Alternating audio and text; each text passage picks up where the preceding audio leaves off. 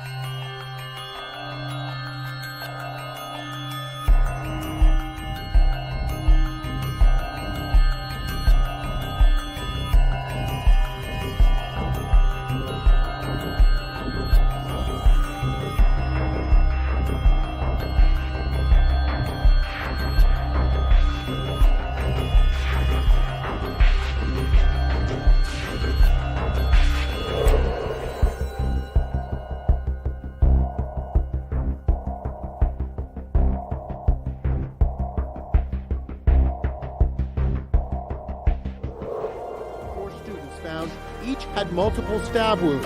Some had defensive wounds, showing they fought with the attacker. And there was no sexual assault. County Coroner Kathy Mabbutt is describing the murders as personal.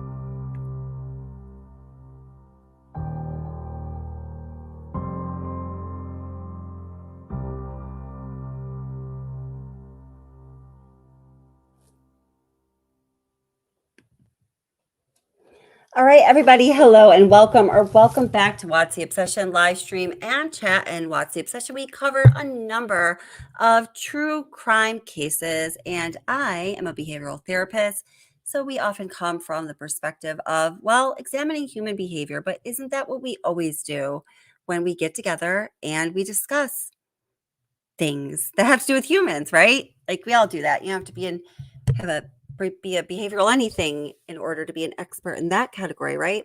And we also like to deep dive into some of the most intriguing true crime cases, always with the greatest weight on supporting justice for the victims and greater peace for the families and their loved ones. Always. And also on this channel, we stick to the facts. And of course, part of discussion has to do with speculation and theorizing and formulating ideas. But on this channel, one of the rules is if you are speculating, just make that clear. If you are stating fact, go ahead and say that you're stating fact. If you're confident in it, that's all good. Be confident, man, and say, this is a fact. This is how it is. If you're wrong, I'll tell you. No, I'm just kidding. If somebody doesn't agree or if I don't agree, it can be a discussion then. But as far as the material I present goes, because it is my channel, I'm very careful about how I phrase things. And, if I am speculating, I try to make it clear. I say all the time, I've been wrong before, I'll be wrong again. And I could be wrong now, unless I know I'm right. And then I tell you, and, that's what's up. So y'all should just know that. And yeah, there has been, I don't know, at least in my universe, a lot going on regarding the Idaho case recently, considering, this gag order thing that's been going on since January 5th. So really, no one close to the investigation at all has officially or even casually or oopsedly, unless your last name is Gonzalez, Man, I love those parents. That family is just so fantastic. I have so much love for the Gonzalez family. I think it's remarkable that there are some actual new things to discuss. As we all know, there have been things to discuss along the way, some of them being, pure works of fiction because people ran out of things to talk about, channels ran out of content, and people made shit up. We don't do that here. But I understand, the mind needs to do something, right? So, I want to mention this comment right off the bat and welcome to everybody who's here in the live chat. Welcome, subscribers, members, moderators, you to bomb. If you're new, come on in, get comfortable. We want people to be able to express themselves freely here on this channel. All I ask is that you respect one another and the victims and their families. So yeah, let's see where I had started that one comment from. All right. So first of all, this live stream tonight, we're going to talk about the exculpatory evidence that Bethany Funk was allegedly, according to my friends from the University of Idaho, in possession of as far as information. There is a little more to the story than the video I put out just yesterday. I did want to come on just tonight doing a live stream to be able to clarify some things and tell you a little more and also clear up some misconceptions. I put the video out yesterday. I was doing stuff with my family all day today, and a couple of, like moderators or people, some of you channel peeps were like, oh, this person's talking about that video. A couple of people played the video. So, and one channel that I really love played the video, and it's all good. But just in the future, I ask if I put an edited video out, if you can wait like 48 hours or so, that would be amazing. Because like this video in particular, I've been working on for a couple months. Not that it took me a couple months to make. I, along with the guys from the University of Idaho, and in consultation with legal advisors, kind of figured out exactly what could be said and where the line should be drawn because a lawyer says so, or because we realize that it's not concretely grounded in fact anymore. Then we go into the world of theory and speculation. And you know what? I'll tell you about all that, about what's been said, but we can do that together with all of you who are here right now. So I don't need to put that in a video and put it out, as something separate. I want you to be able to determine when you watch content on this channel, I want you to be able to determine what is important, what is deliberate, what is fact, what is fiction, and be able to decide things for yourself. So that's where we're at. We're also going to talk about a couple other issues having to do with the Idaho 4 case, some things that came up in the 48 hours that aired just last night. Did y'all see that? If you saw the 48 hours last night, just go ahead and put a 1 in chat. I just want to know who actually saw it. And I definitely thought it was better. The datelines that came out recently on this case, we've discussed this on this channel. I know other people have too. I love Dateline. I was disappointed in the Datelines in the Idaho case. I thought that they were, I don't think it was good journalistic work, in my opinion. What do I know? I'm not a professional journalist, but I'm standing in judgment. No, I just wanted to see them vet out their facts a little better.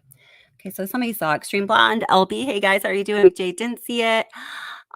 Lynn T says, so sad to hear from Steve G that Kelly was trapped, probably when she was using M's phone to call Jack. That was really sad. That's another thing that I want to talk about. We have a whole list of them. Okay, so I'm going to get going. Oh, some of you missed it? Okay. I would love to show it to you, but they're not down with that. In fact, not so long ago, I showed just like 2 minutes of a clip from 2020, which is an ABC channel show, because I wanted you guys to see or to listen to CC Moore, who is the expert on investigative genetic genealogy, talk about investigative genetic genealogy as it relates to this case. And apparently ABC is owned by Disney, and they pulled the live stream down in the middle of it. So I got my slap on the wrist, and now I know what I can and can't do, I guess. but I'll still try maybe. Okay. So the 100% level universe says, I wonder how many unique individual samples of unidentified DNA were located, ignored, or not found on the sheath, on the bodies, on the beds, on the doors, in the blood, and in the home. I wonder. Well, hey, the 100% level universe, great name. When I just read that out loud, I read it a little differently than I read it in my mind. So, yeah, there very well could have been a decent amount of that. I certainly hope that there wasn't much, if any, that wasn't found on the sheath, on the bodies, the beds, the blood. But as far as I just want to say this because I know it's an issue that comes up a lot for a lot of people, and people are hung up on it, and I understand why. But I think my channel friend Angel D will join me in emphasizing this message. Um, so there are those three other single source male DNA samples from unidentified contributors that were found in or around the house, two of them inside. One of them was on a glove found outside by Chris McDonough when he and his lovely wife Karen were there on November 22nd, getting some footage of things and just checking out the area as he was covering the case. He's a recovered, retired homicide detective. His channel is The Interview Room. He's terrific. Definitely go check it out if you haven't. If anyone wants to put the link to The Interview Room in chat, go right ahead and do so. Very much admire his work. So the way I look at it is this.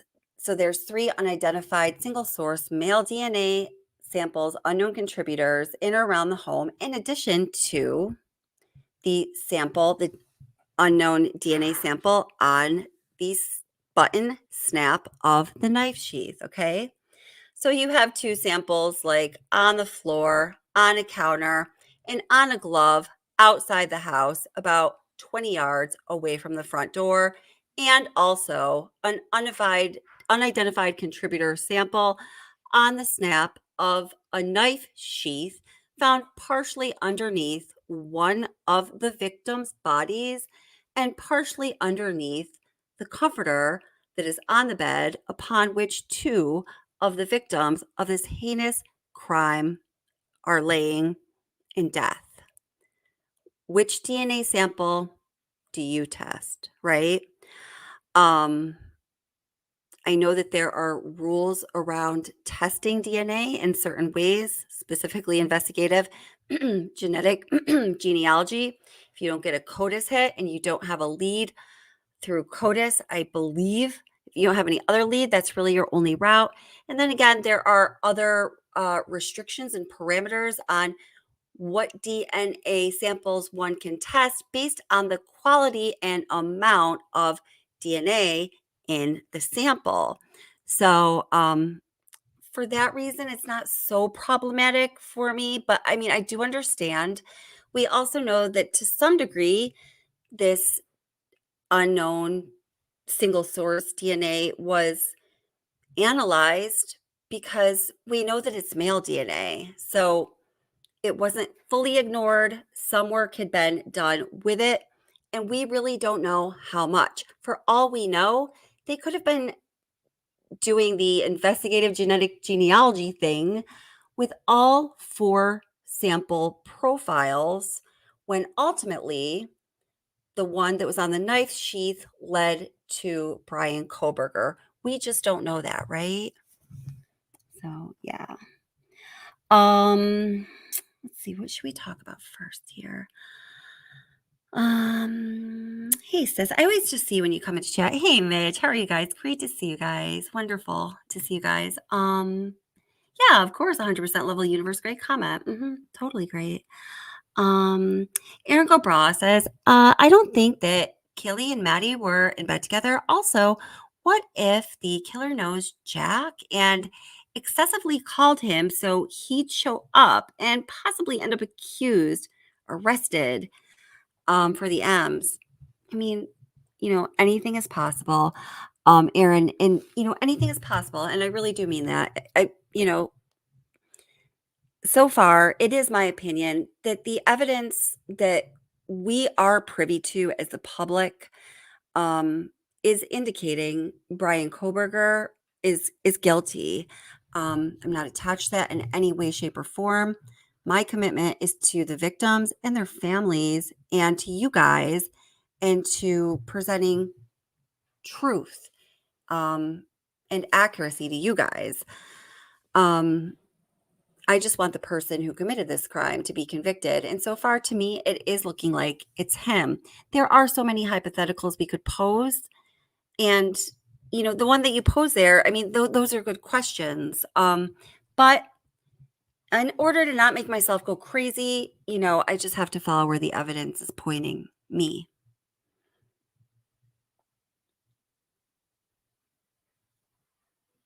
Mm-hmm. Right. Um,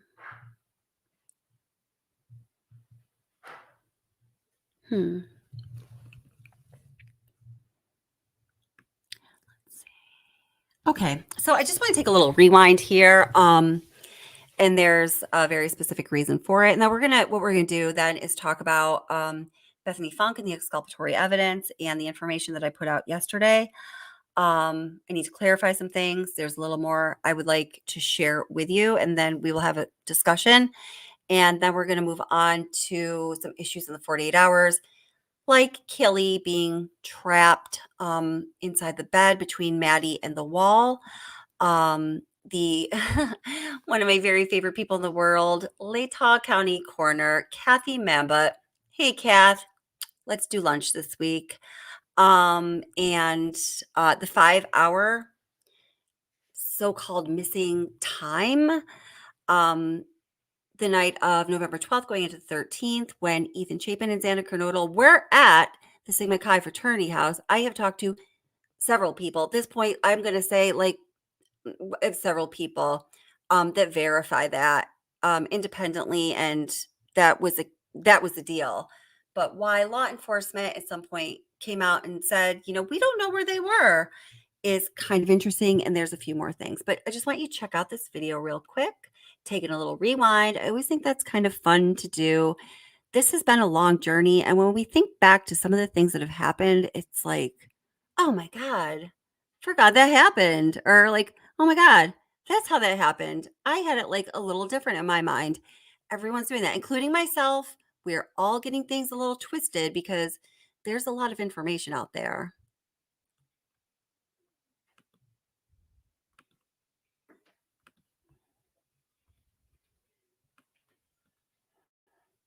This video is going to provide all of the clarity and detail you need to understand something we were talking about recently on this channel, and something that's been discussed in regards to the Idaho 4 case for quite some time.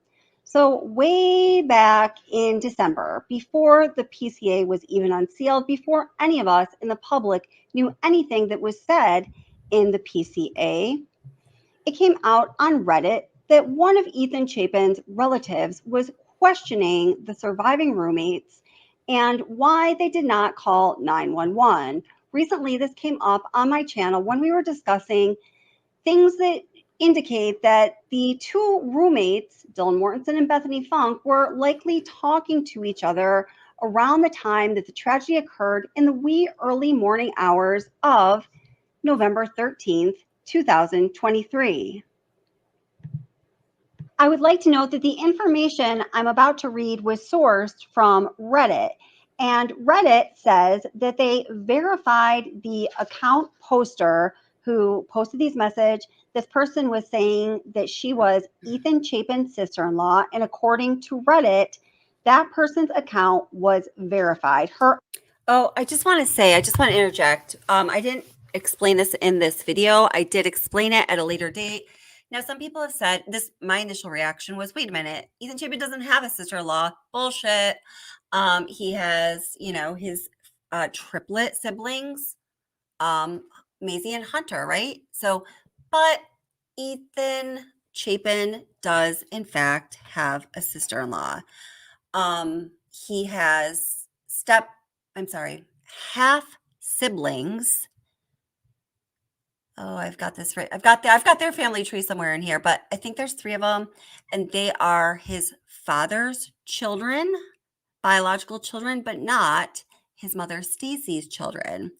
And so he does have a sister-in-law. In fact, I think he has 2. And it was, no, maybe he has 1, but it was that person who did in fact write that Reddit post. I've found that out for 100% sure. So this is all legit. But Reddit already knew that. I don't know how they verify users. Does anyone know that? I'd be interested to know that. I tried to find out, but I couldn't find out. Identity was verified. And we're going to get back to that in just a minute here. To refresh your memory, or in case you're not familiar with what we are discussing here, I'm going to read you a little bit of this article from February 5th, 2023 from the Daily Mail. It says, a family member of murdered University of Idaho student Ethan Chapin has questioned why the roommate who survived the slayings did not call the police. An account believed to belong to Ethan's sister-in-law made several posts online before the arrest affidavit was unsealed for suspected quadruple K-word Brian Koberger. The court document detailed how surviving roommate Dylan Mortensen came face-to-face with a masked man on the night of the tragedy. Ethan, age 20, his girlfriend Xana Kernodle, age 20, Madison Mogan, age 21, and Kelly Gonsalves, age 20, were all killed as they slept in the house on November 13th, 2022, and God rest their souls. Ethan's sister-in-law has since revealed that Dylan, who was in the property at the time of the tragedy along with Bethany Funk, called all of the roommates after she heard screaming and crying coming from their rooms. Posting in a thread on Reddit, the sister-in-law said, D, for Dylan, supposedly called all the girls in the house after the crying and screaming stopped and no one answered, and she still did not call the police. She needs to explain herself and her actions on that night. When questioned about who did call the police, she added, 911 caller was friend who went in because D called him to come over because she was scared from what she heard in the night. And then we're quoting her still. He went to Xana and Ethan's room first, then called 911. Why D or B didn't call the police is the question, end quote. The affidavit revealed that Mortensen came face to face with a bushy eyebrowed killer, but was spared along with Bethany Funk. Mortensen told police that she heard several scuffles throughout the night and opened her door where she saw a suspect dressed in all black with a mask covering his face and heard one of the housemates say, there's someone here. She also heard the suspect say, it's okay, I'm here to help you, as he wandered the house committing the atrocities. Now, guys, that article isn't exactly correct. It just says she heard someone saying, it's okay, I'm here to help you, right? So these are the details that we want to pay attention to. All right, going along with the article, police confirmed that the 911 call was made from the phone of one of the surviving roommates at 11:58 a.m. who requested help for an unconscious person, though it has not been confirmed who spoke to the police. It has raised questions of why Mortensen didn't contact the authorities sooner, with some arguing that she may have been frozen by fear. The roommates did not contact the authorities for 6 hours, the article says, but I think it was really more like 8, despite hearing several of her roommates in distress as well as witnessing the killer. Mortensen told cops she was awoken around 4 a.m. by what sounded like the victim, Kelly Gonsalves, quote, playing with her dog, end quote, on the 3rd floor bedroom. She said she looked out of her room but did not see anything. Looking again on the second occasion, when she thought Xana Kernodle was crying, Mortensen stated she opened the door for a 3rd time after she heard the crying and saw a figure clad in black clothing and a mask that covered the person's mouth and nose walking towards her. After the man moved towards her, she said she remained in a frozen shock phase as he continued past her, but let her survive. The online discussion also dissects where the bodies were found, with the relative adding that both Xana and Ethan were found in Xana's room. Ethan's mother has also urged those affected by the tragedy to instead look ahead as the suspect makes his way through the court system. Stacy Chapin said that nothing has changed since Koberger's arrest, and the mourners should direct their anger elsewhere. It comes after sources told News Nation that Xana fought back against her attacker and repeatedly grabbed the weapon used in the attacks. So several sources claim that, along with her father, Jeffrey Kernodle. It says here in this article. So for those following the Idaho 4 case, this is an important issue here. So the assertions that were made by this Reddit user who was verified by Reddit to be Ethan Chapin's sister-in-law make some assertions that are very important. And that is that Dylan Mortensen was scared, and she was scared enough to be calling all of the roommates in the house around the time the tragedy occurred, yet she did not call 911. So an extension of that question that we've been talking about on this channel, and I believe I have all of the information to know that this is true, is that Dylan Mortensen and Bethany Funk, we were also in communication with one another. Now, you guys watching this channel, you are smart cookies, and many of you have asked a question that I asked when I first read this article about the Reddit poster, and that is Ethan Chapin's sister-in-law, but he just has the two siblings, the two triplet siblings, right? Maisie and Hunter. It's Maisie, Hunter, Ethan, and parents, correct?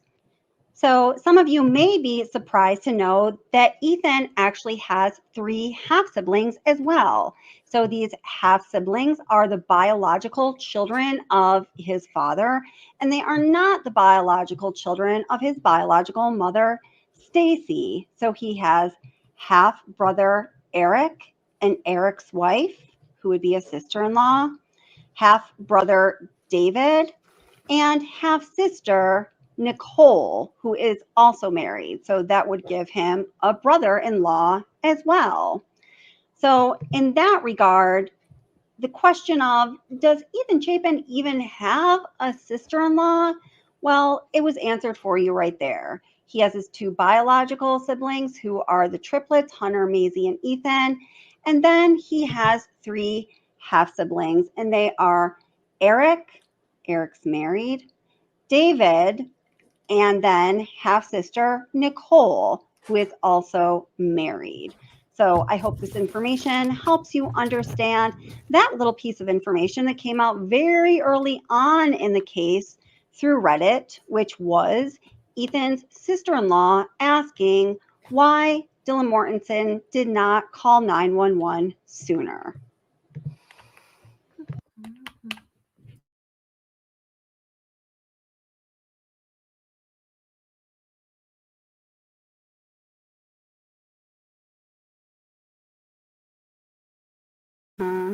Okay, there we go. Sorry, I just switched my audio. Just 1 second here, and I'll be right with y'all. Welcome everybody who's coming in, who's in the live stream, discussion, and chat, and all of you watching the replay. Welcome. Come on in and get comfortable. Okay. Whoops. What the heck? Turner. Oh, I see. Oh, there we go. Okay. Alrighty. Oh, yeah, I got my big pink ear things on. Okay. All right. So I've turned off for because I've turned something that's high energy.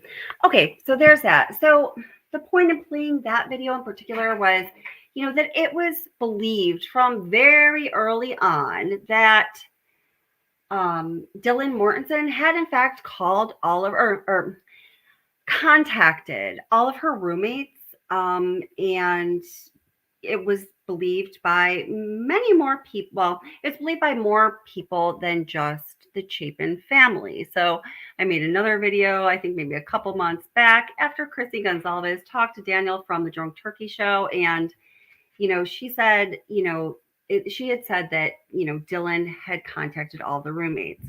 She later then said that Kelly's phone did not show a missed call from Dylan. And many people have made that point in the comments on that video, or to me directly, or during chat or whatever. But, I work with teenagers. I'm sure some of you have teenagers. Probably most of you aren't teenagers based on what YouTube tells me is the demographic of true crime in this channel. But I assure you, when given a choice of how to contact a peer, teenagers and young adults, choose picking up the phone, dialing a phone number, and going voice to voice last. So let's just say that's not the way Dylan contacted all of her roommates. But at this point, I feel 100% confident that she did, in fact, contact all of her roommates. So I don't know. Did y'all have a chance to watch the video that I uploaded yesterday about the exculpatory evidence? I need to get everyone on the same pages with that. If some of you, just pointed out, thank you, where's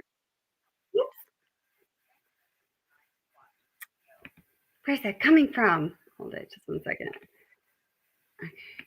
Okay. If some of you pointed out, just to be helpful, and sorry if I snapped you, people were being kind of nasty yesterday and a little threatening over the past week or two. And I'm going to tell you a little bit about that in a little while, but maybe a little bit. If I overreacted, I apologize. It wasn't until towards the end of the video where I really gave any new information. The reason for that is because, guys, people say all kinds of shit related to this case, right? People make up all kinds of stuff. People talk about real facts and really good information, and it gets overlooked because we're talking about so many things because we don't know like what is real, what is not. It's really hard to anchor the conversation at times. So I think it's very important to offer, to put the solid ground underneath any new information, or I consider this to be big information and very big information, and maybe not for the reasons that some people think, based on what I've heard people were talking about today in live streams or last night in referencing this video. But I do think it's big information. So I want to give that, solid foundation to people that are checking it out, whether you think you know the case well, whether you do know the case well, or whether you're new to the case. This channel and its contents are for all of those people. So that's what's up. All right. So we're just going to watch the critical couple minutes just so everybody's on the same page. Don't worry, I'm not going to torture anyone with the first 25 minutes. But you should watch it. I think I did a decent job putting it together. Spent a lot of time on it, that's for sure. Okay. And I actually have 2 other versions of how I built up to the new information. I made 3 versions of that, and I picked the one that I thought was going to make the most sense so the most people could understand why that's important. That's how crazy I am. Or shall we say obsessed? All right.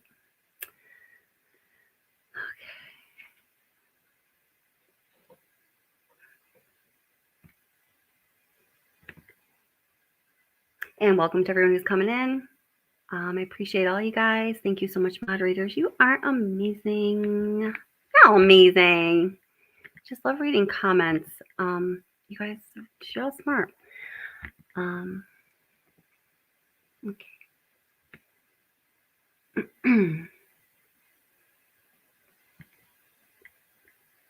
And again, I just uploaded this video yesterday. I know some people have already played a decent part of it or all of it on their channel. And it's all good. I mean, I like to share. I don't like to be grabby and stuff, but there's a little more to discuss on this. And as I said, it took me a lot of time to put it together. Legal counsel was involved. More people than myself are involved in disclosing this information. So if you can just give it a couple days before picking it up on your own, that would be amazing. If you haven't already. Okay. And if you have, I'm not trying to, it's all good. But just make sure you hear what's being said tonight so you can set things straight if necessary on your channel.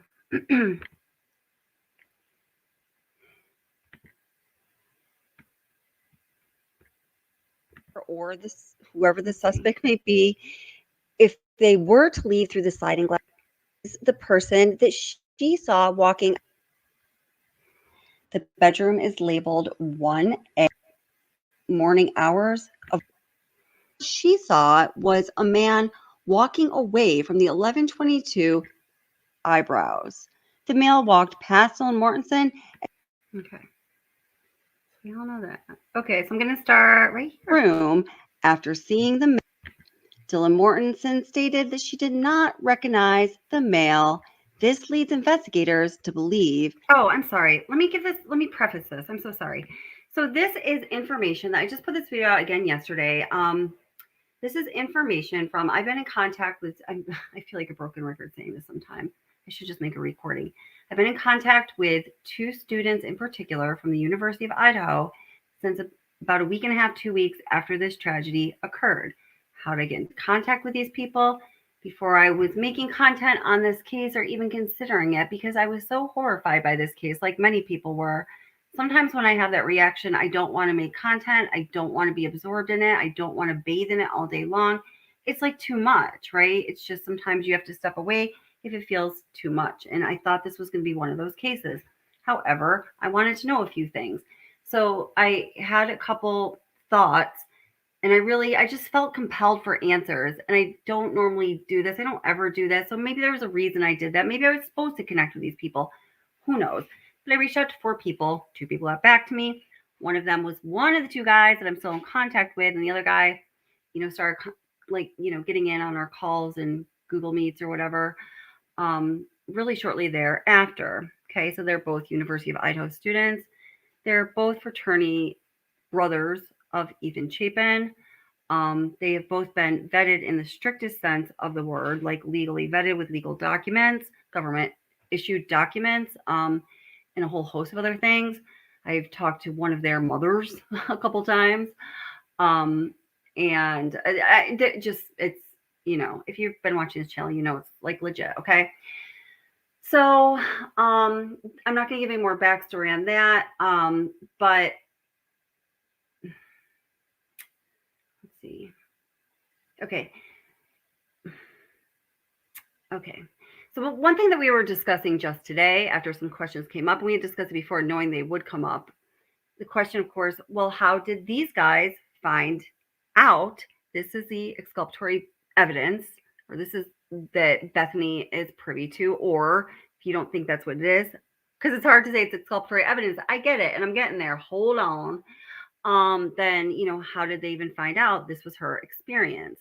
Because I have also said in the same breath that people that I have spoken to from the University of Idaho have unanimously said, and I haven't heard anything different, that since this tragedy, Bethany Funk has fully ghosted not only Moscow, but also Idaho, that nobody has talked to her that I know of, that what I've been told is even people who consider themselves very close friends of hers have not talked to her. So then, yeah, I mean, the obvious question is, then how would these guys even know that, right? So what was discussed earlier is how much they feel people can be told at this moment. The direct source, they're like the where they learn this this information for sure. They have not discussed with this. They haven't discussed with that source if it can be discussed how that information was relayed. I'm sorry that that's vague, but I don't really know how else to say it. Something I will tell you is there are pictures out there that would make it really clear to you. And in those pictures, I'm not saying that they're of Kelly Gonsalves and Xana Kernodle. Like you'd recognize them and be like, oh, Idaho 4, even though I like to call them by their names. But you might have to read an article that goes along with the pictures or a caption that goes along with the pictures because you might not recognize all of the people right away. And hopefully I'll be able to solve that riddle for you very soon. But I absolutely cannot say anything without them getting permission because I just don't roll like that. So the information I'm about to share with you is information I received from them that came up very naturally through a discussion, because at some point when I was talking to them, I said, oh my gosh, I think I know what the exculpatory evidence is. Bethany's exculpatory evidence. And I almost kind of hit the nail on the head a little bit. Not exactly, but they were confused because they were like, the end of that was, I thought that you knew that. And I was like, no, I did not know that. And it's not just these two that believe this is Bethany's experience. This is a widely held belief among the community, as far as I know, allegedly, from who I've spoken to. I don't know how many disclaimers I have to put in there, but sometimes you do. The scene.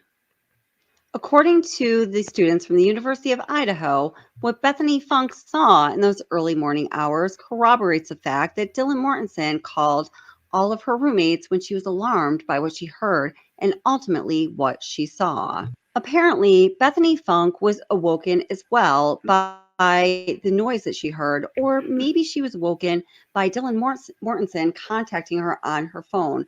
We are really not sure, but what is known is that Bethany Funk looked out of her bedroom window from the first floor, and what she saw was a man walking away from the 1122 King Road house, dressed in the same manner as the man clad in black that Dylan Mortensen saw outside her bedroom door. Now, this is as far as that's from her perspective. Now, I think it's important to say that I certainly have not talked to Bethany Funk myself. In fact, everyone that I've spoken to, and I think every bit of information out there about Bethany Funk and what she's been doing since the tragedy occurred, is that nobody, literally nobody, even her close friends from the University of Idaho, have heard from her. That's from what I understand. So since I have not spoken to her myself, but I have heard this story about Bethany Funk's experience in those early morning hours of what she saw and what may likely be the exculpatory evidence that Brian Koberger's defense team is referring to, I'm just going to have to tell the rest of this story in terms of saying, and the story goes, because I haven't spoken to her myself. So the story goes like this. Bethany, looking out the window of her bedroom, which is this bedroom right here. If you've seen the 360 tour of 1122 King Road, the bedroom is labeled 1A. So if you're looking out Bethany Funk's window from her bedroom, now note that her bedroom is right beneath the living room. If she were in the other first floor bedroom, bedroom 1B, that would be right below Xana Kernodle's bedroom. But the bedroom Bethany Funk was in was 1A, so she's looking out the window from the first floor that is beneath the living room of 1122 King Road. While looking out that window, and I know that this could be a little hard to understand, but just bear with me. I've been trying to visualize it and I'm trying to map it out for y'all. She saw him walking more or less diagonal across the parking area that is in front of the house, that is, outside of her bedroom window and the other first floor bedroom window. But she saw primarily the back and some of the side of his body, as though he was walking towards Queen Row. And guys, we have to remember it is very dark at this time of night here. And by the way, who is he in this story? He is the person that she saw walking outside of 1122 King Road that matched the description of the person that Dylan Mortensen saw inside 1122 King Road, just outside her bedroom door, as the probable cause affidavit describes. So the question is, how did Bethany Funk know at this time that she was seeing a man in black walking outside of their house that matched the description as far as what he was wearing and some other characteristics as the man Dylan Mortensen saw inside their house outside of her bedroom door. That is because, as the story goes, Dylan Mortensen and Bethany Funk were in communication.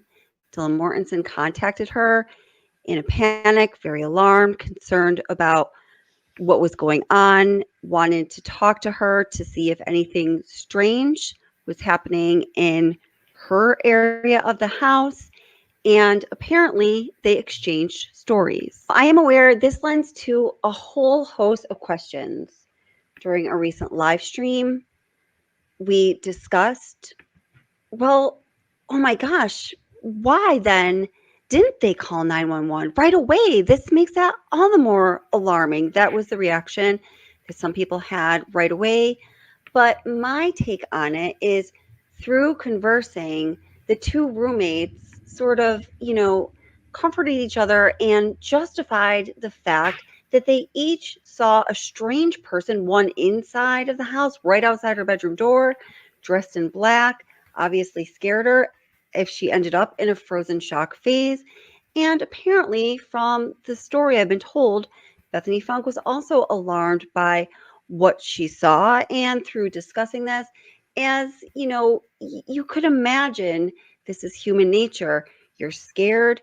You want to get rid of the fear. You want to get rid of the threat. The threat is the fear. So, talking to a trusted friend, you rationalize what you saw, and then in your mind, in that moment, everything is okay. At least, guys, that's how I'm thinking about this. There are so many more questions, and I'm just going to address a couple of them.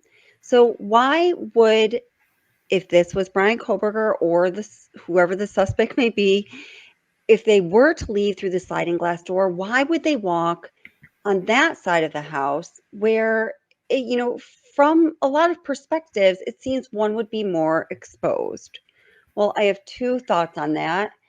One is, did he have a knowing or a feeling or sense or certainty that Dylan Mortensen or somebody was in that bedroom that was right next to the kitchen? So if the person leaving through the sliding glass door were to go around the house the other way, they would necessarily have to walk right by the windows that look in to what we know is Dylan Mortensen's bedroom. So could that be a reason that he would walk what seems to be the more exposed route? Also, some people have suggested if you don't know the outside of that patio in the back of the house area really well, when you're walking outside those sliding glass doors around that exposed side of the house, so to speak, is the way that the landscaping sort of leads you. So you can take a look at what you think about that right here. Something else that is obvious in this scenario is the widely held belief that Brian Koberger, or whoever the assailant was, parked up behind 1122 King Road in that parking lot area, kind of right behind the house that has a lot of cover. That is where Queen Road ends when it winds around and kind of ends in that cul-de-sac in that parking lot. Now, the last of what we know of Brian Koberger's or the suspect's movements in his car when he was in the 1122 King Road neighborhood before parking somewhere that at this time is unknown to us, to the public at least, perhaps, and I hope that law enforcement knows for certain, but it is unknown to us.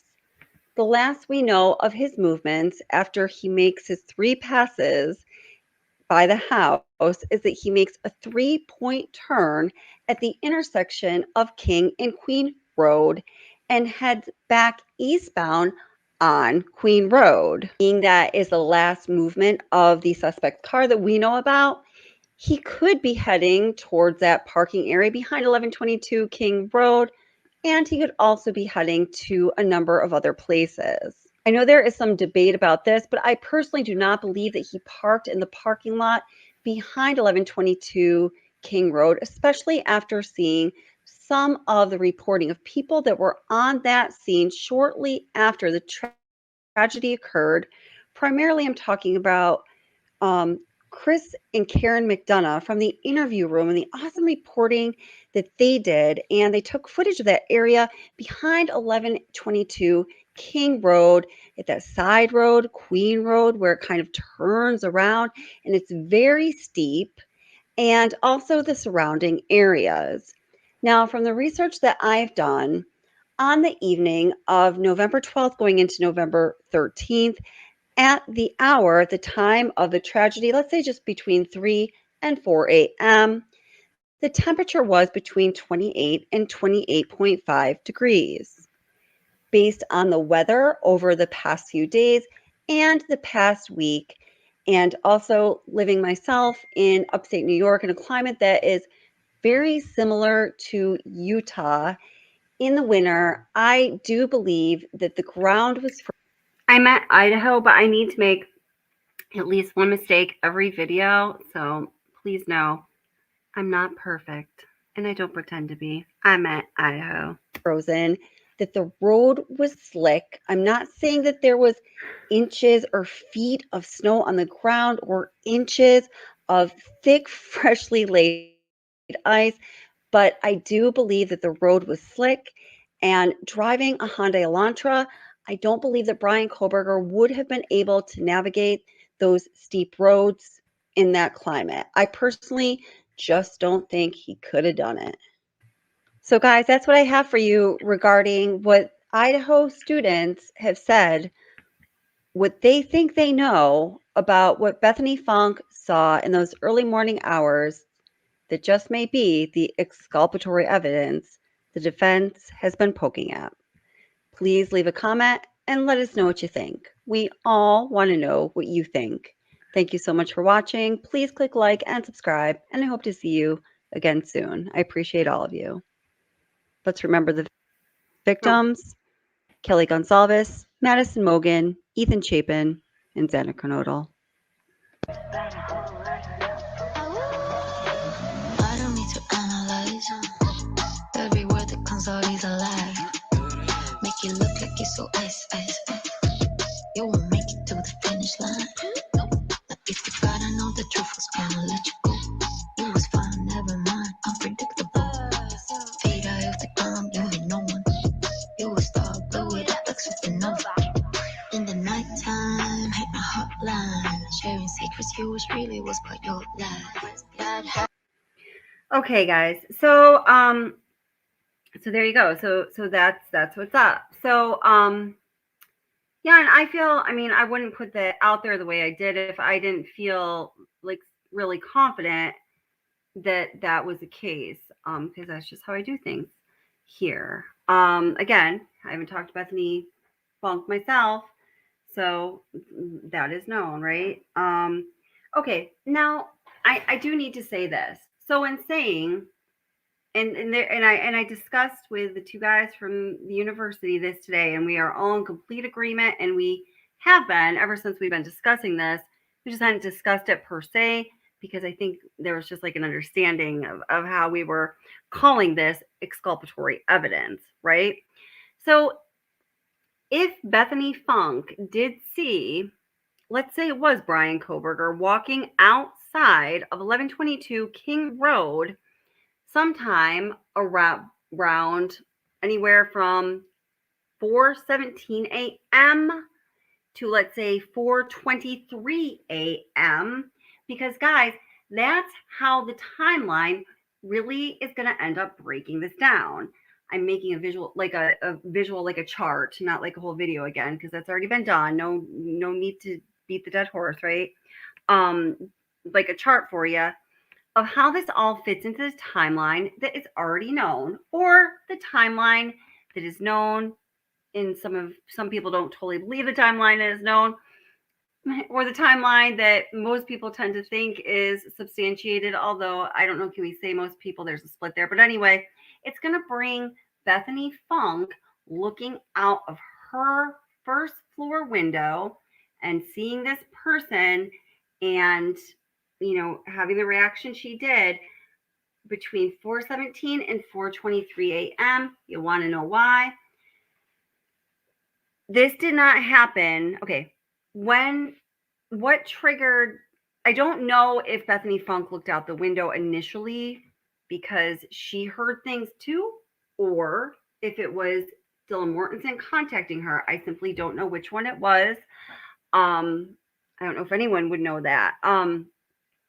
But I do know that she was talking to Dylan Mortensen, at the time when she literally, for part of the time when this person was in her visual field. So that means, and I also know that Dylan Mortensen did not contact Bethany until the dog Murphy, till Kelly's dog Murphy on the third floor, the dog who was apparently close in Kelly's bedroom, started barking. We know from the probable cause affidavit that was at 4:17 a.m. It's mentioned specifically at around 4. I'm paraphrasing right now. I'm not looking. It's not right in front of me, but something like at around 4:17 a.m. The dog can be heard barking for, I don't know, a while. I can't remember the words they exactly used. So what does that mean? That means that, Bethany Funk obviously was awake and conscious and aware that something funky, no pun intended, seriously, it just came out of my mouth, was happening at that time. In my opinion, that is substantial because after the probable cause affidavit came out, and the whole world was stunned by what was in it. I mean, I don't know about you guys, but I haven't talked to a single person who's like, oh yeah, I had that all nailed. I knew that's what that PCA was going to say. I think that most of us were just flabbergasted. Or no, I was going to make a joke. That's not going to be a good joke. We were surprised. Since that came out and we've known what Dylan Mortensen's testimony is in the probable cause affidavit, people have been talking about things like this. Well, Dylan Mortensen saw this, heard this. There was one roommate who saw. There was one roommate who was an eyewitness. There was one roommate who was awake and, can testify to the details. There was one roommate, but really, guys, all along, and now I believe we know, there were two. Obvious next question is, is there more that either of them saw or heard that's substantial, that's material, that we don't know about? Absolutely possible. Things keep being learned. And I know that during the trial, we are going to learn things that are absolutely going to blow our freaking true crime loving minds. Hold on tight. It's for sure happening. So let's see. Okay, so first of all, the point of, so this obviously could not be called exculpatory evidence on its face by the defense team if they are saying our client Brian Koberger is guilty. In fact, when the alibi was discussed, Ann Taylor said, I keep asking you guys if I made up the second part of this, but I know that the alibi was put forth as, Koberger likes to drive around at night, okay? Which, you may or may not know my opinion. That is not an alibi. That is a statement regarding behavioral habit, if that's true, Okay, so anyway, that's as weak as it is, fine. Now, did she say, but he wasn't anywhere? No, I remember reading this. It's appearing in my mind as a court document. It was stated somewhere in a document, but he was not anywhere near the 1122 King Road home. Does anyone know where I can find that in a document? Because I would love to do that. I've been thinking about that, and it just occurred to me that that was the case. Let's see, what do I want? I want to picture Ann Taylor up here. There she is in all her glory. Well, okay, well, there they both are. Fantastic. Great. So if Ann Taylor is saying that his alibi is he likes to drive around, even though it's not an alibi, it's a statement of behavioral habit. But he wasn't anywhere near 1122 King Road, which I now am believing myself that actually was stated somewhere. And we know that the attorneys must make statements and assertions and file motions on a good faith basis, meaning they just can't throw spaghetti at the wall to see if it sticks, then, we're going to say, well, hey, man, this is completely contradictory to the idea that he was not anywhere near 1122 King Road. So how the heck could this be exculpatory? All right, 2 thoughts I have. And I don't know. These are just my thoughts. Do not have the answers. I don't think anyone does. I'd love to know what you think. Let me get down to current time and chat here. I'm sorry, I'd like to read more chats, but I just got to get a whole, there's lots going on. Hi guys, welcome. I think I just saw allegedly with Brittany J. Welcome. Oh, and Melissa Jade, welcome. How are you doing, sweetheart? So glad you guys are here. Sarah Latte, just saw you too. Wicked Mania, welcome. How are you? Jody Landis, haven't seen you in a while. I'm so glad to see you. Hi, Amy Terry. How are you doing, sweetheart? Oh yeah, Brittany. Yeah, the 5-hour window. We are going to talk about that. I know. Yeah. Now I don't want to get ahead of myself. I'm gonna just let me stay focused here. Let me get down towards current time. Hey Riddler, how are you doing? Nice to see you. Hey Bon Bon. Hey Randy H. Randy H. A couple of your comments cracked me up. You're so funny. Green-eyed Bandit, welcome. How are you doing? Hi Tara, how are you doing? Anaphylaxis, welcome, sweetheart. How are you doing? I was thinking about you today. Aries Park, welcome to the channel. New subscriber, so glad you're here. Gregory Worth, aw, happy you're back. It's just not the same without you. Hey, K-Braze. Oh, K-Braze, make sure you get enough sleep. I heard you said you were going to be laying down. Canvas and Crime, welcome. How are you doing? Joan Bradley, hi. Hey, Jules, how's it going? Necessary Evil. I'm just saying hello to the people I'm seeing here as I'm like spinning through. Blue Love. Archer Girl. Yeah. And Archer Girl says the only reason that he would admit to driving around at night is because they have proof that he was. Yeah, absolutely. Agreed. Absolutely. Aww. Jody is cool. Says, Kelly, you have such,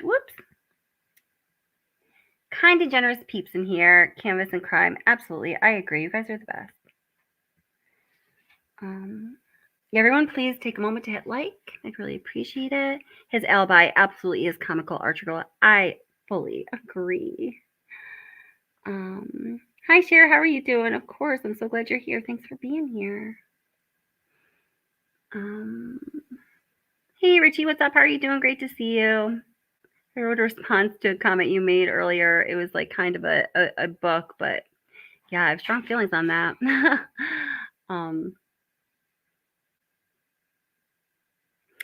Green-eyed Bandit says, the reality is everybody in chat, including Kelly and every other YouTube channel, no one knows the truth yet. Yeah, I mean, I totally agree. No one knows the whole truth. No one knows how this shook out. No one knows, the answers to the big questions yet. I totally agree with you, Green-eyed Bandit. But, again, what I can tell you, you will get on this channel as far as what we do present is going to be truthful and factual, absolutely 100%. If it's stated that it is.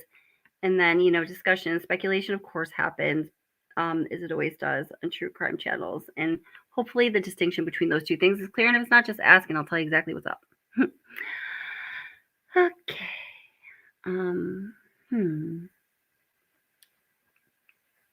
Wait a minute. This is interesting. It says the PCA largely excludes what evidence was found in those search warrants. Probable cause affidavit. Well,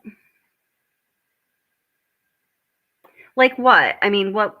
And also, depending on the search warrant you're talking about, one may not have one perceived. Well, we have to put a timeline out for that.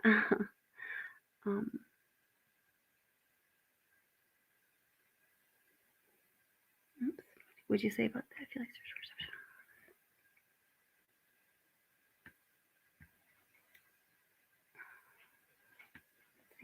All right, let me just get down to current time and then I gotta.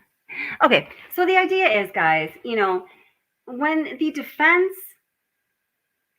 filed the motion compelling Bethany Funk to testify at the preliminary hearing because they said she's a material witness Absolutely she is, was, who might be in possession of exculpatory evidence. First of all, guys, remember that motion was made long before an alibi was put forth. Remember that an alibi was not put forth with expedience. They kept, dragging their heels on it. Generally speaking, in a case like this, or any case where an alibi is going to be submitted, it's submitted much earlier. I mean, just the common sensicalness of it, holding on to an alibi for months and months and months and months, and then 9 months later saying, all right, well, okay, I do have an alibi. Haha, Nina, boo, boo, I've had one all along, and here it is. Dude likes to drive around at night, but not near the murder scene. No way, right? I mean, so it's obviously lame. There's, no question about that. The fact that it was put forth 9 months later, well, let's see, since he was arrested, it wasn't quite 9 months, but quite a while later, is also pretty suspect. Generally speaking, when people are innocent, they want to say they're innocent, and they have a reason to say they're innocent, and hopefully they can back it up unless they were framed or something like that. Even when people are guilty, they want to say they're innocent, because who wants to spend their life in jail, prison, or be put to death by firing squad or injection or any other means? And anyway, it's just not typical to hold on to an alibi like that and then throw one out there so far down the road and have it be so lame. So keep that in mind when we're talking about when Ann Taylor or Brian Kober's defense initially did file that motion to compel Bethany Funk's testimony at the pretrial hearing, way before alibi was out there. I don't think they knew what they were going to put out there for an alibi, because if they had anything better than he was driving around aimlessly, they certainly would have put it forth, in my opinion. So second of all, I don't think that the fact that Bethany Koberger saw, I'm just going to phrase it like it was Brian Koberger so I don't have to use so many words. If Bethany Funk saw Brian Koberger, or dressed in the same way as Dylan Mortensen, seeing him outside her bedroom door inside 1122 King Road, just a couple minutes later outside 1122 King Road, and he was walking kind of by and away from the house. We're going to talk more about that too. I don't think that's exculpatory. No way. She's putting him right at the scene. We get it. The guys from the University of Idaho get it. Everybody gets that. We're calling this the exculpatory evidence because according to them or anyone else that I've talked to, and again, there might be something I totally don't know. Bethany Funk has not said much publicly or privately or anything. But that was her experience, and that was the most material experience she had. So that is the exculpatory evidence. I do believe it is.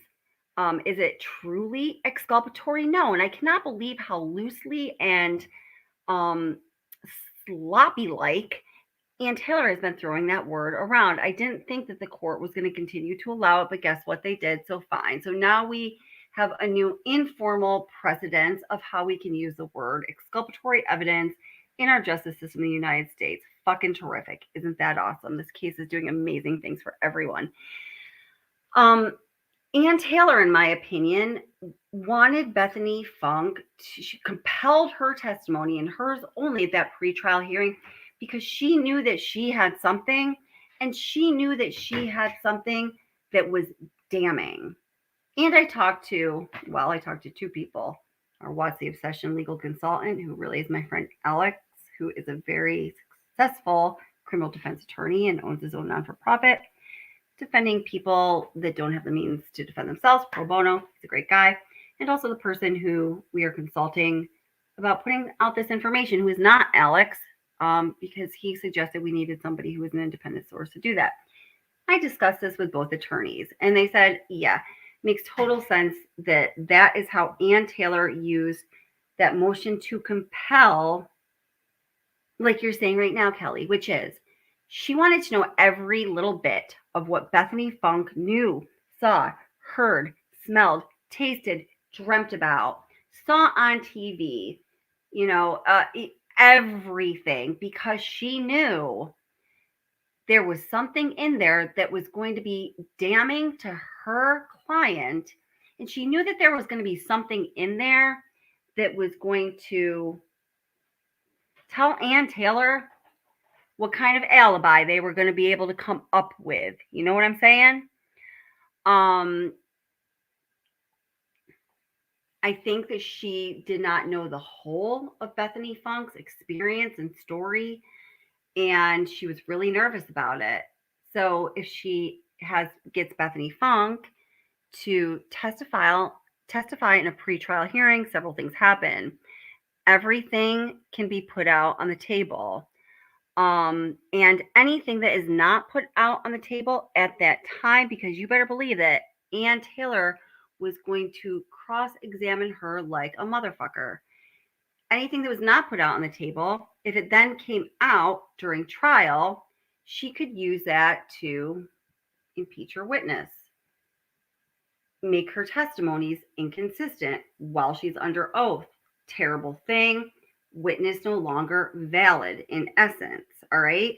So that then, if Ann Taylor thought that she could employ that strategy and pull off that legal finesse like a ninja of the law, that I guess would be a good plan. She's thinking, in my opinion, how in God's name am I going to nullify her testimony? Because her testimony is one of the ones that I am most worried about. Who knows what Ann Taylor is thinking in her own mind? I think she's thinking, man, he did it and he did a decent job covering up his tracks. I've got to say, I think that he did kind of, but he is a kid. He is a young one. He is a little like, she knows him by now. He is a little, I think I know what his personality profile is kind of like. She knows that by now. He is a little like on the edge, but, and he probably did do a decent job as compared to somebody, I don't know, maybe he did, but I'm really worried about that Bethany Funk girl. So she just wanted to get out of the way. She wanted to get all the information out there. She needed to know how to handle it. She didn't put out the alibi yet. In fact, I think she was largely waiting on putting out the alibi until she knew what Bethany Funk knew, what she saw, and what she heard. I feel pretty firm in that. And yeah, so that was the purpose of compelling her testimony, to get the, I guess I should use air quotes, exculpatory evidence. Wink, wink. We all get it's not exculpatory, guys. Come on. So I just want that to be clear, because I had a lot of people coming back to me. They say, oh, you don't realize it's not exculpatory, and that's not the case. So I just want to be clear about that. Because there's no point in, starting up these big discussions and argument points over things that is already understood among all of us, or is moot or whatever. So I just want to squash that. There's a lot of important things to talk about. I don't got time for the not important or not existent things, and neither do you, my friend, because if you've got the time to talk about bullshit, you should just be taking care of yourself instead, because life is hard and you should take care of yourself. So there's that. Any questions on that? Let's see.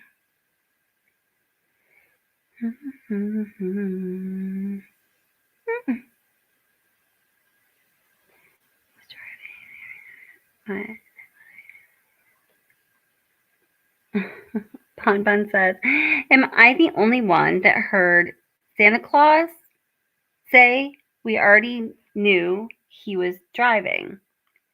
They already knew his alibi. Oh, so I gotcha. Okay. Well, yeah, right. They already knew he was driving. She's referring to the prosecutor, because they from his perspective, they believe, or they know, or they're sure, whatever, that they see him driving around on camera. I think that's what he meant, right? I think. Oh, crime sleuthing. Good night, sweetheart. I'm so glad you were here. Thanks for stopping by. Thanks for saying hi. And I hope you have a good night. And I hope to see you soon.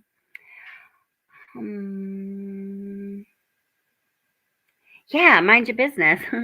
that really can be his only alibi. Yeah, I mean, I think that is what it came down to. I think so. Aw. Tara B, you're so cute. That's funny.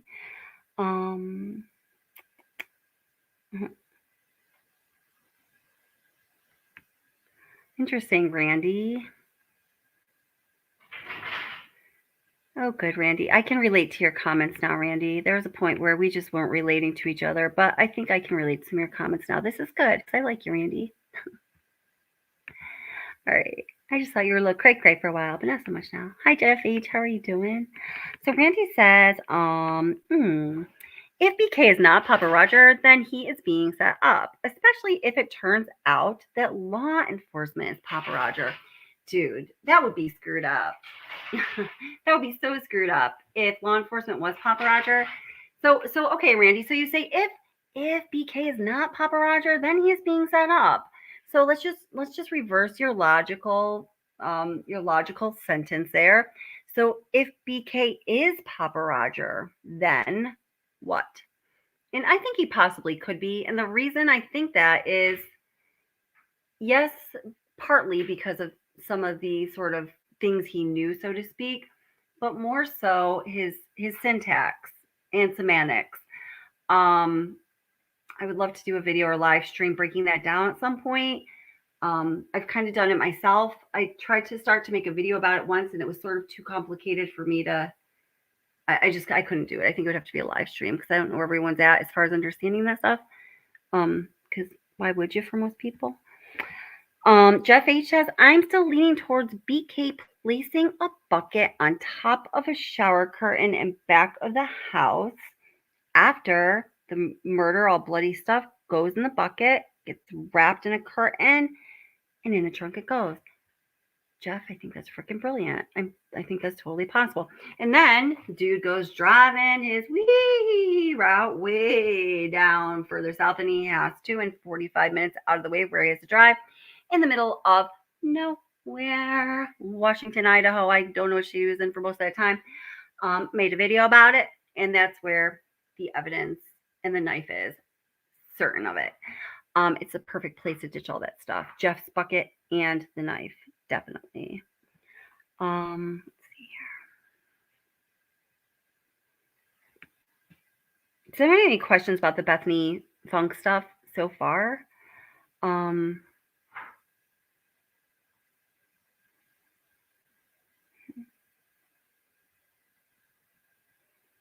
Everyone is confusing the documents. The FBI telephone had nothing to do with Payne's interrogation of BK.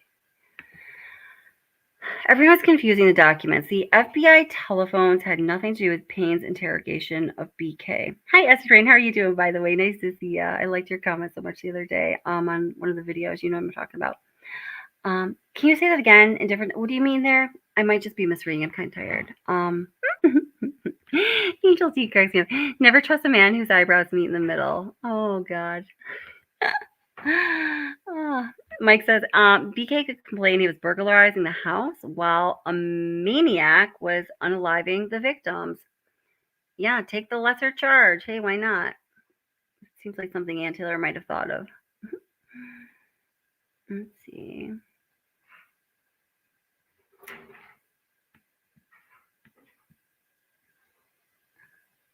DC thinks he's Papa Rogers.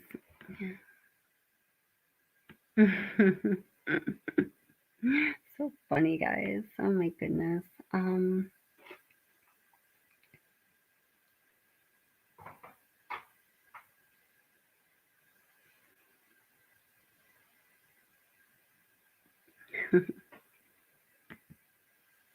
right.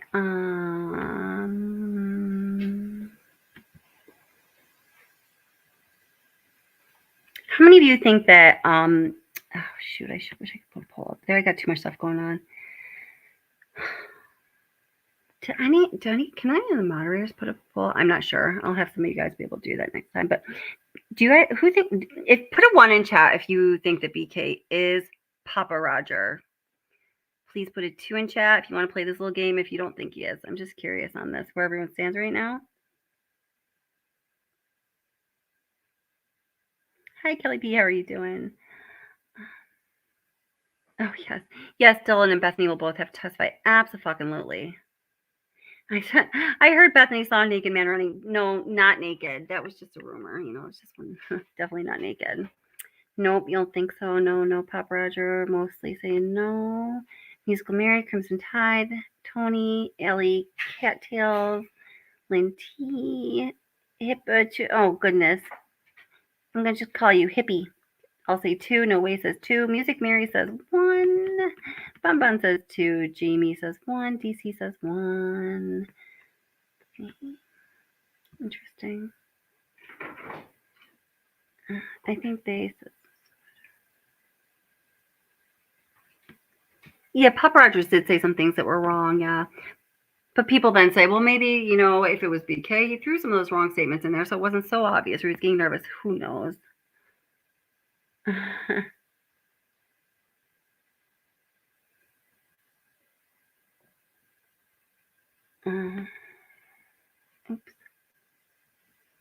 All right, then we'll move on to another topic if no one has questions.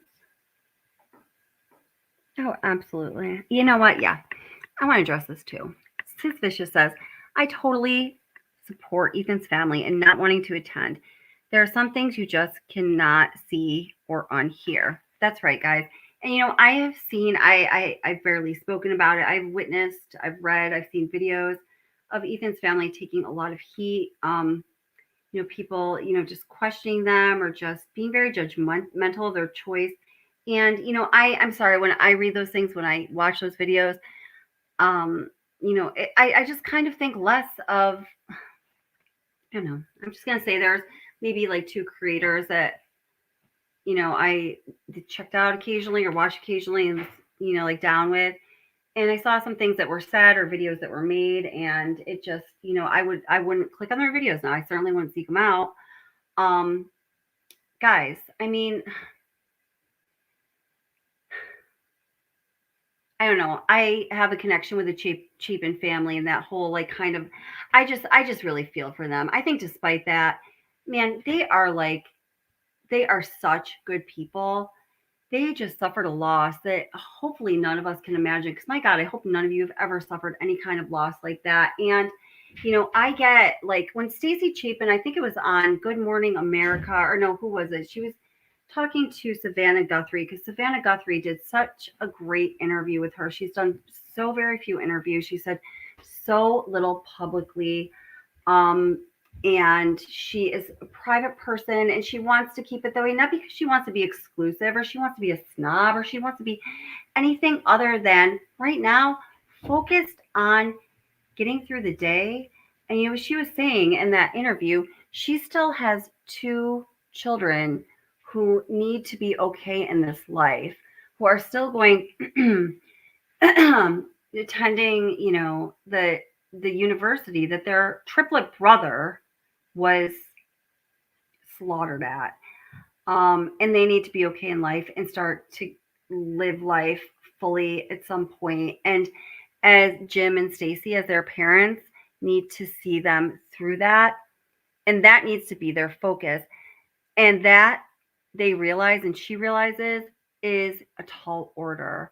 And she doesn't feel that she has the time or energy to devote to anything other than supporting the 2 surviving triplet siblings in living a good life and being okay. And they all need each other so much. And those 2 siblings need every bit of support they can get from anyone because those 3 siblings were so close, as everyone says. And it's not that they don't care about the trial as a statement if they don't care about Ethan, quite the opposite. They don't want to focus on what's going on in the trial because they care about Ethan so much, and keeping him and including him and embracing him as part of their family as they move on to live life together, and to hold him and his memory in their hearts and spirits and souls every day as fully as they can, without anger, with just love for him until the day that they meet him again. So in paraphrasing, that's how she feels. And my God, people, if you didn't know that before, now you do. And how could you fault her or the family for that? Really? Anyway. Ay, ay, ay. Okay, so some of you do think it's him. Wow, it's kind of split. Interesting. Oh, Angelique Flores, who's Papa Rogers? Oh, hopefully someone's gonna fill you in. Jeff H says, I've met guys like Papa Rogers, fully believe they know everything and have an answer for every question. Yeah, totally. Yep.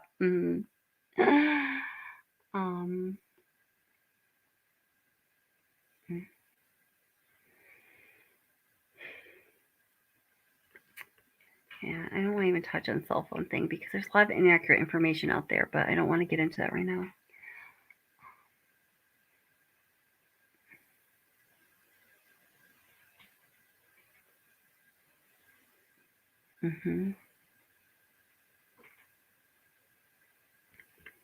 Absolutely, Kelly P. You need to respect Ethan's family. Okay. All right. So next thing is oh,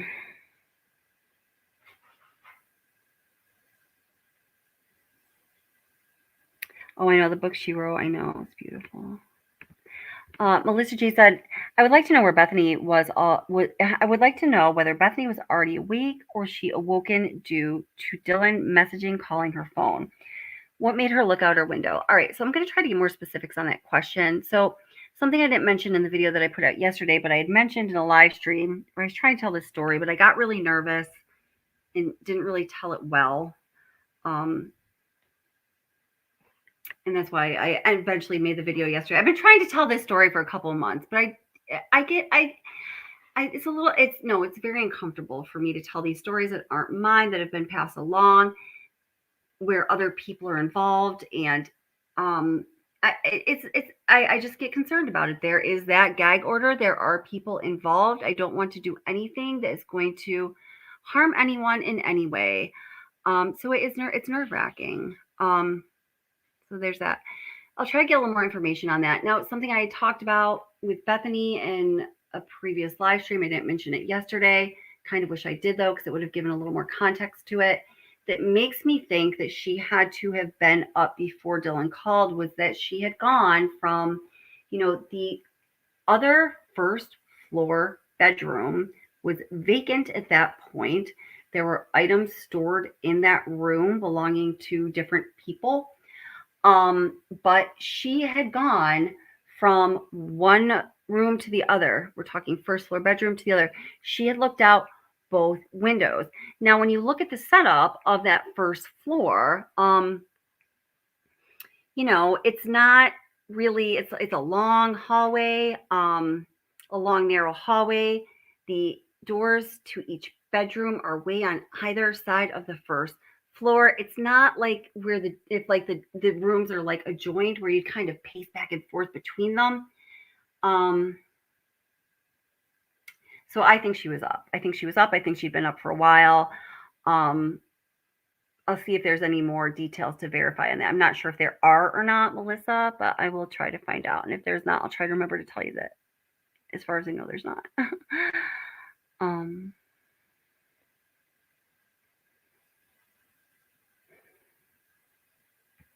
Okay.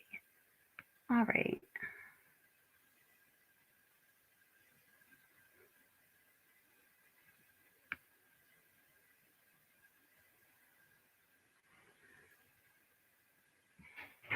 Sorry.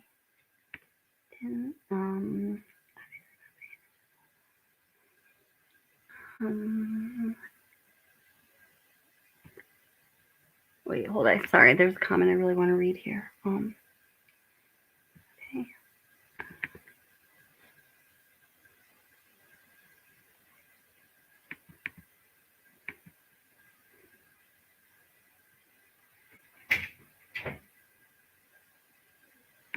Never mind. I don't want to go down that path.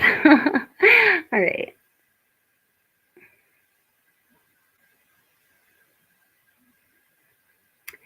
Jeff H says, they were measuring the marks near the curbs opposite the house. I think BK slid over to the right, making that left turn.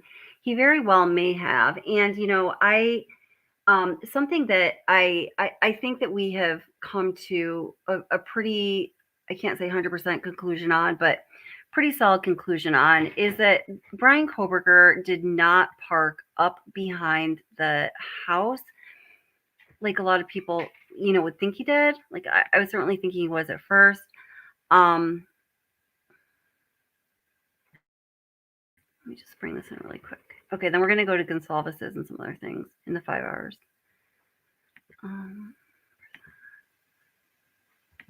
Yeah, I know, Jeff, you've done a lot of work with, Linda Lean footage and some other things. And yeah, Jeff H has done, you have a channel, right, Jeff? Jeff H, I think you have a channel. I know you did at some point. I think you still do it. I haven't been watching a lot of YouTube at all. It's the only reason I know. Great channel. He does really great work. If you guys all want to go check out his channel for sure. Also, allegedly with Brittany J. Am I saying that channel name right? Great channel as well. Also, Melissa Jade, who these people are all here. They just happen to be here, but they all happen to be great channels too. So if anyone wants to put those 3 channels as links in chat, that would be awesome. I'm so glad you guys are here.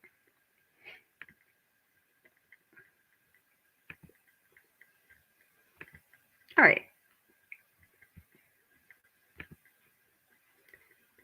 Let me get myself out of here for a minute. And okay. All right. So, parking lot. So here is the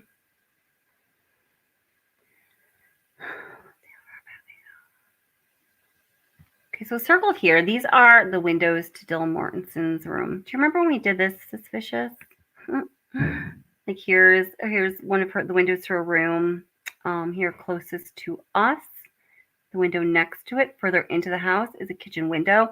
You can sort of get the perspective here of how if somebody comes out the sliding glass door, they would maybe tend to go around to the side that Brian Koberger allegedly walked by before Bethany Funk saw him, because it does seem to kind of wind that way. I guess if you were to come this way, like towards us, as you're looking at this picture, maybe you wouldn't know you were going to hit, or if he did know or think somebody was in that room that Dylan Mortensen was in, he certainly wouldn't want to walk right past that window. Although I think his car was parked closer to that side of the house, which I'm about to talk about hopefully with Jeff a little bit. Again, Dylan Mortensen's window.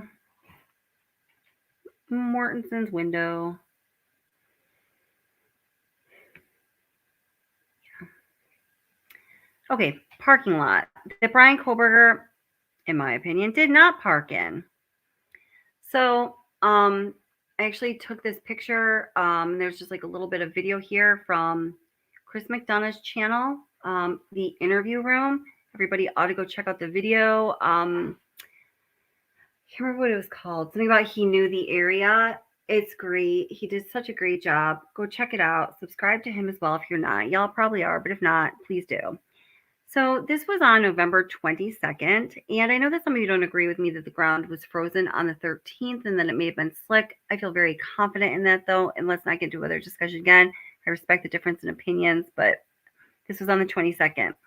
So he was talking about how this car here backs into the spot the way it does. He spoke to the person who drives this car, and it's a student who explained why he parks this way and how you can get into a really tenuous situation if you do not back your car in, as they then saw some students doing, because it does get really slick and hard to navigate up there. I don't know if that was the only reason. No, I think that is the reason he didn't park up there. I think it was, I feel certain that the roads were slick. I don't know where y'all live. I live in upstate New York, which is very much like the climate in Idaho. I said Utah earlier, but that could be true too, depending where you are in Utah. But it doesn't take snow. It doesn't take accumulated ice even for the roads to be slick. It takes a certain percent of moisture in the air and in the ground, and a certain temperature for a certain length, and a certain amount of sun exposure, etc., for something that does not look icy or snow covered to be really freaking slippery and slick. And with a Hyundai Elantra, impossible to drive up if you are what year is Hyundai Elantra? And I mean, I don't think he could have done it. And Jeff, in one of the videos, don't we hear a car like struggling at some point? Well, I don't give credence to the audios and the videos, but I put the question out there. So, Jeff, in any of the videos that you give credence to, do you hear a car struggling at a relevant time? I feel like that happened. Okay, so then here is whoopsie. More parking lot. Oh wait, hold it. Okay. Oh gosh, I should just press play because I just got a little bit. Okay, wait. All right. The road was slick. I'm not saying that there was inches or feet of snow on the ground or inches of thick, freshly laid ice, but I do believe that the road was slick. And okay, so now in Chris McDonough's video here, he talks about, if you try to go over right around this area, it was very slick. He's just describing how people were getting stuck, sliding really slick. And driving a Hyundai Elantra, I don't believe that Brian Koberger would have been able to navigate. Okay, so right here, that is Queen Road, as it wraps around the house and then goes back up into that parking area.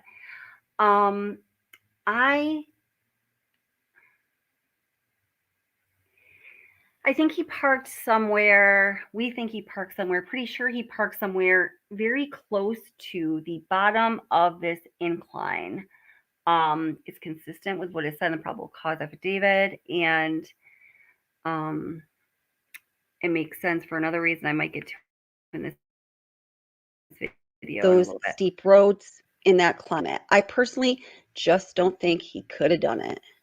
So guys, that's what I have for you regarding what. Okay, so that's it. Okay, very good. All right, moving on.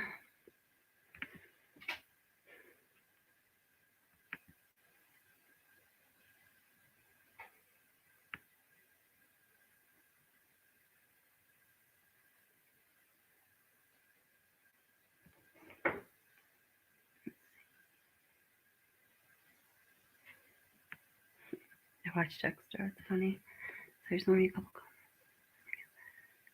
Right. Yeah, that's right. Okay. Thank you. Amy says, don't forget the K-turn. He went to the K-turn if he wasn't going back. I knew I missed something. Thank you. You're the best.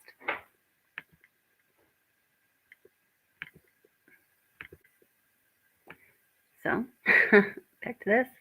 Now, this is my very, my very little rough graphic here, okay? Because honestly, guys, by the time I got to the end of this video, I was getting tired. I really put a lot into this, and I was exhausted. Okay, so here it says 3, and then there's an arrow pointing in a direction. Okay, so that means he made 3 passes, and then on the last one, oh, well, maybe the 3 means a 3-point turn. I don't know what I meant when I wrote the 3. I was exhausted. It was like almost 4 a.m.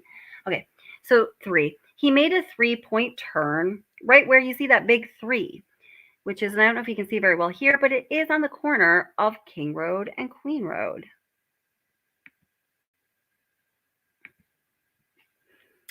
And, right by where this part of the arrow is, that's the parking area. No, I'm sorry. Yes, it is. In front of, wait, the house, right? No, it's not, because the house is circled in yellow. Sorry. Okay, so then it says after he made the 3-point turn at the intersection of King and Queen Road, which is where the 3 is here and where I'm madly circling with my cursor, he heads westbound on Queen, which is in the direction of this arrow. Yes, so exactly like you just said, Amy, Terry, he wouldn't go back that way if he wasn't intended on traveling that way. Now, the only other option would be, well, he could go in front of these apartments here, but then we don't know where he would have parked because he would have had to have headed out at a steep hill on the other side of it, or he would have had to go up Queen Road, and I don't think he would have made it very far. All right, so that's that. Thank you, Amy. Okay.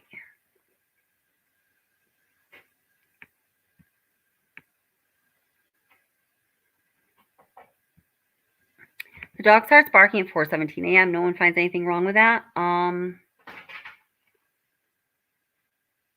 That's when the neighbor's house picked up the dog barking at 4:17 a.m. I was thinking that prior to 4:17 a.m. that the dog was not sitting there silently, although you never know. Some dogs can sleep heavy. I just really don't know. I think the dog could have been snarling, growling, crying, whimpering, scratching, panting. You know, dogs can feel a great amount of stress when they know there's danger nearby or that their owners are in danger. Who knows how little Murphy would have reacted. So, yeah, but just I wanted to point that out. Yeah, black ice is a real issue. Yes, Tara, yes.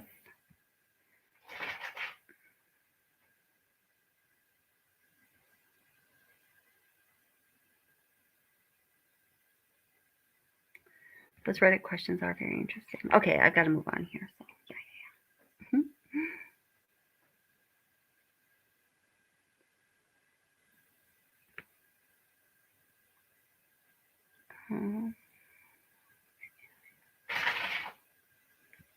Okay. Kay Bray says, except if the road conditions weren't ideal, would you want to go the long way to take a long way to get home? Well, yeah, if you got a K-bar knife and some bloody clothes to get rid of, hell yeah, you would, right? But the road conditions weren't that bad. The roads that he was driving on when he was going back to Pullman were, it was on pretty flat land, driving on roads that weren't sparsely traveled. It wasn't a lot of snow. It wasn't like he had to deal with issues of being able to pass through. I just think he would have had difficulty getting up those steep inclines.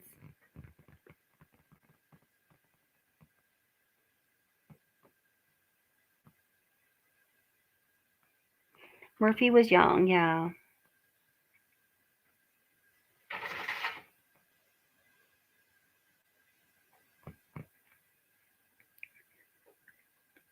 Out of view of all three cameras, sticks him in the back. Maybe, but I'm not sure about that because I'm not sure about that. It'd be interesting to discuss sometime though.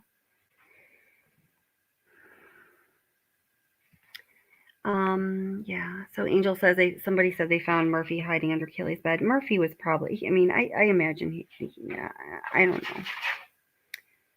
know. All dogs are different.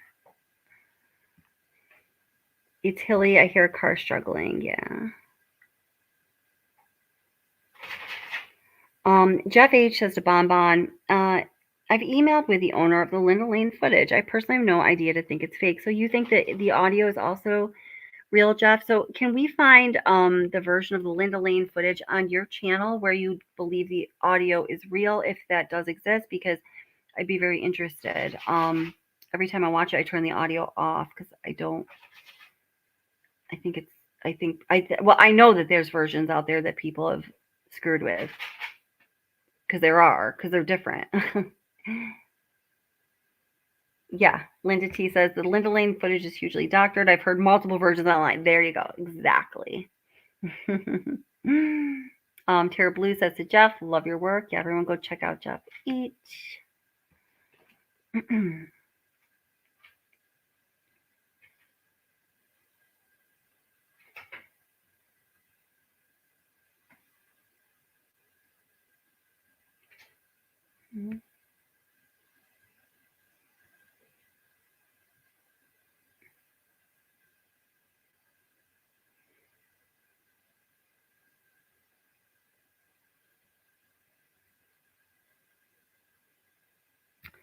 Okay. Jeff says, I believe that the Linda Lane footage camera, being under $100, is not going to hear much at all from the murder house over 100 yards away. Yeah, I remember I was in something where we were talking about that. I don't know if it's here or another channel, but yeah, you made some really good points, and I'm with you. Only because of the points you made, not that I would have thought of them on my own, but thank you.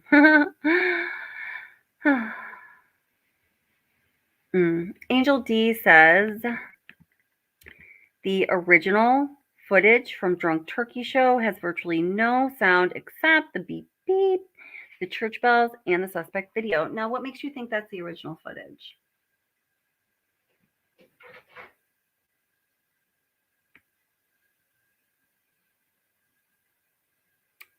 Oh, Justice A to Z. I didn't even see you were here. If you're still here, hi, sweetheart. And if not, good night.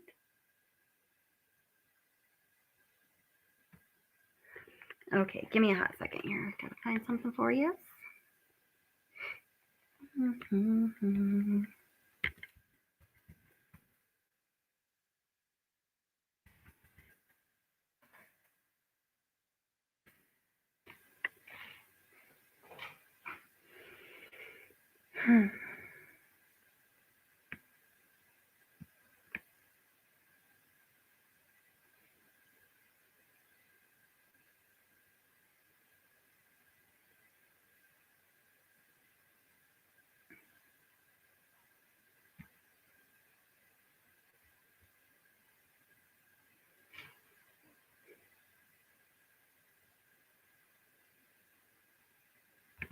Okay, here we go.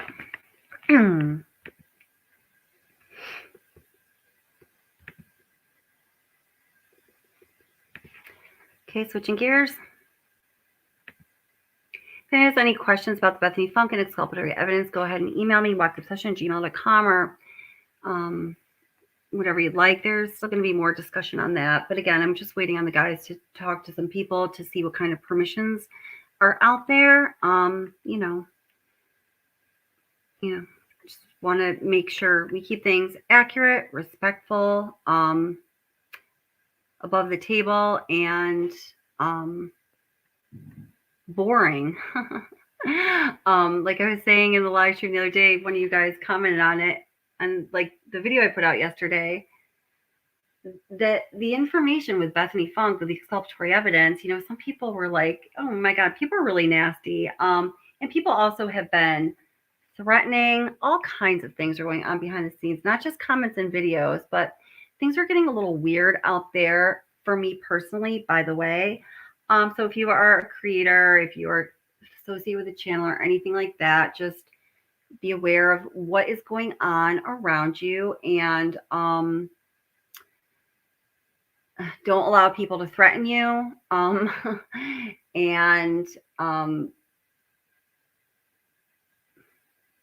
Yeah. And if there's anything weird that makes you feel uncomfortable going on, please let me know. I've had to have an attorney handle a couple things for me, has done so successfully. And, this too. The two guys from Idaho that I'm in contact with, I'm close with, have been threatened. So some people either are just, casting a wide net, or they've seemed to figure out who they are, but also some of their friends who I have never spoken to have been threatened in the same manner, as though they are the people who are talking to me. So I'm thinking it's just a wide net. But I would say just in the past 2 to 3 weeks, mostly in the past 2 weeks, a little less, all of us have been harassed, threatened, lots of nastiness, and the nastiness I just don't care about. Well, I mean, sometimes I'm just like, what the fuck? You're having a bad day. It's like not what you need, but it is what it is. But and regarding this case, this happened with all of us one time before, a couple of months ago, a few months ago. I stopped talking about it for a little while. I didn't say that's why it was, because there were reasons why I didn't. Well, because we had to figure out who a couple people were that were putting out real threats, to see what we wanted to do about it. I can't remember my point was in sharing that with you, but just be aware.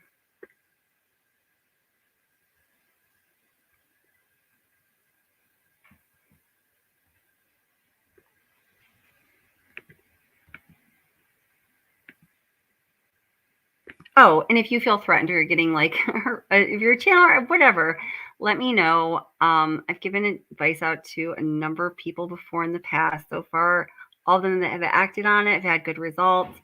You don't have to take my advice, but I'm also just willing to listen. And sometimes, I get it. It's like, People are weird.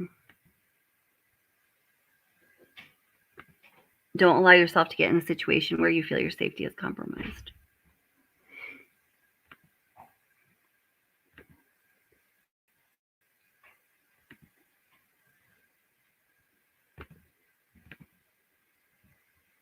What?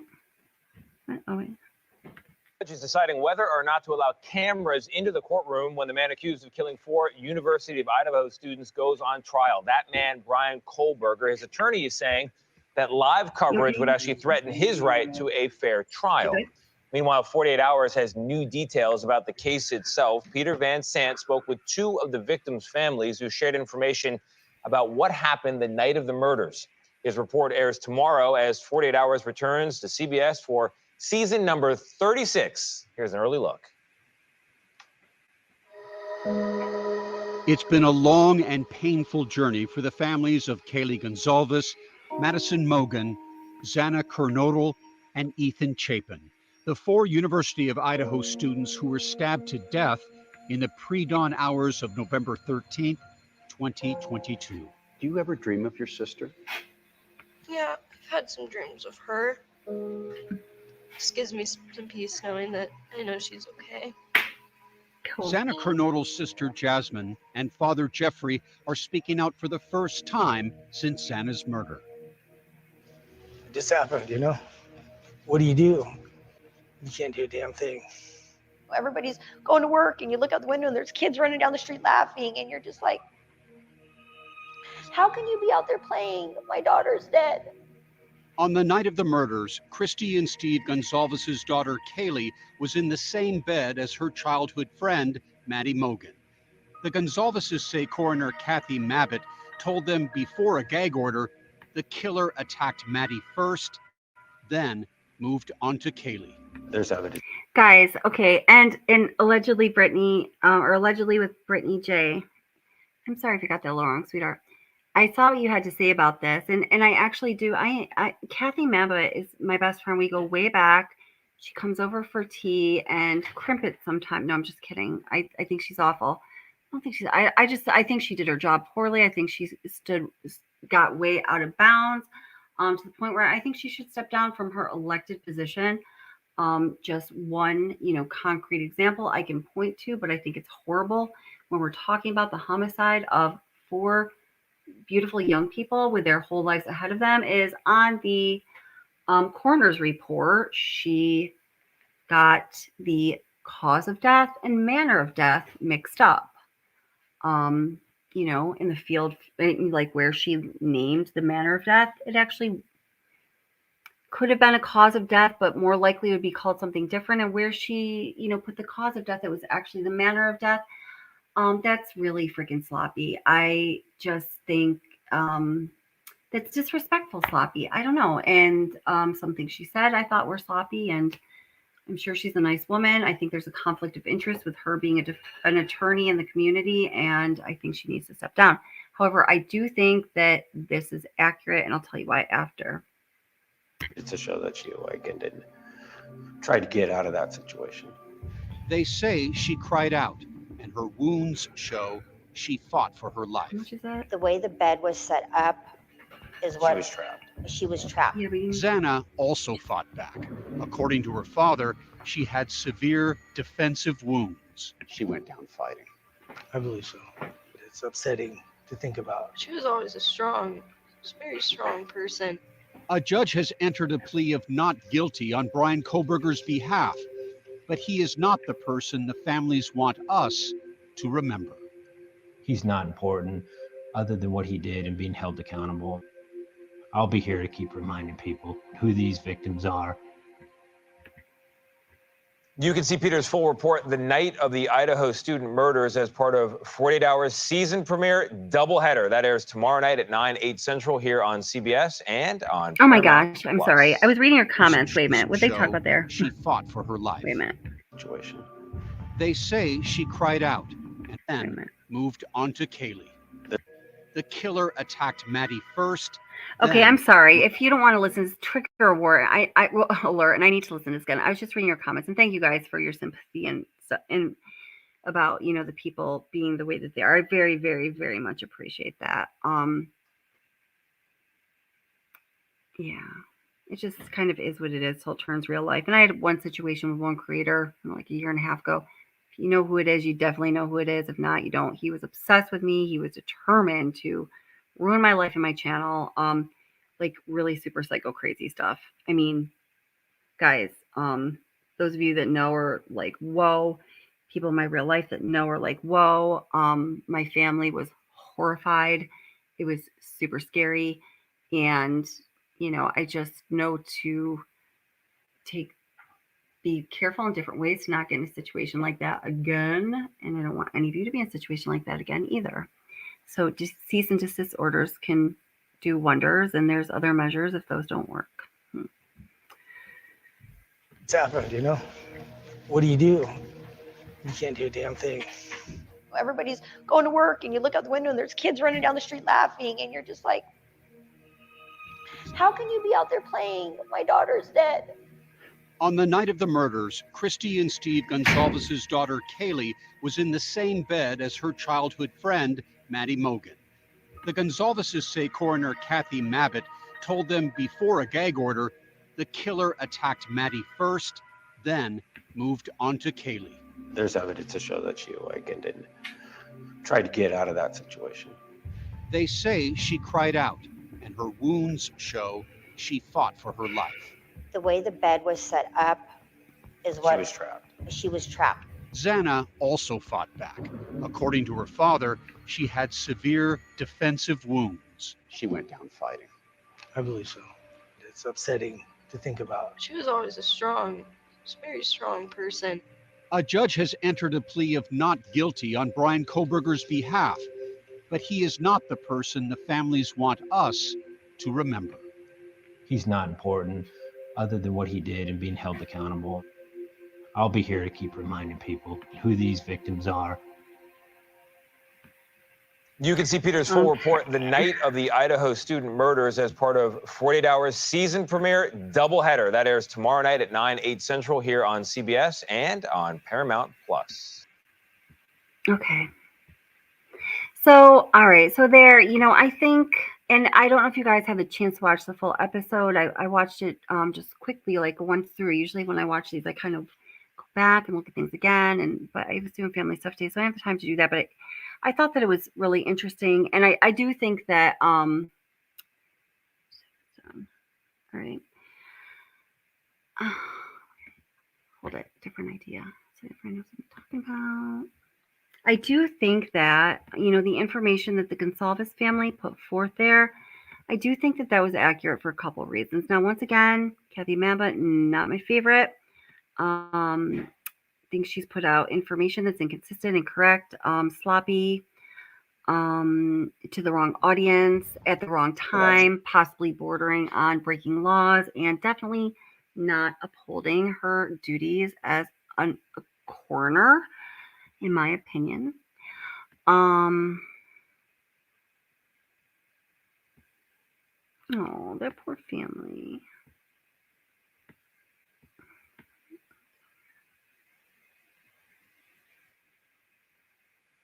I want to get there she is in all her glory.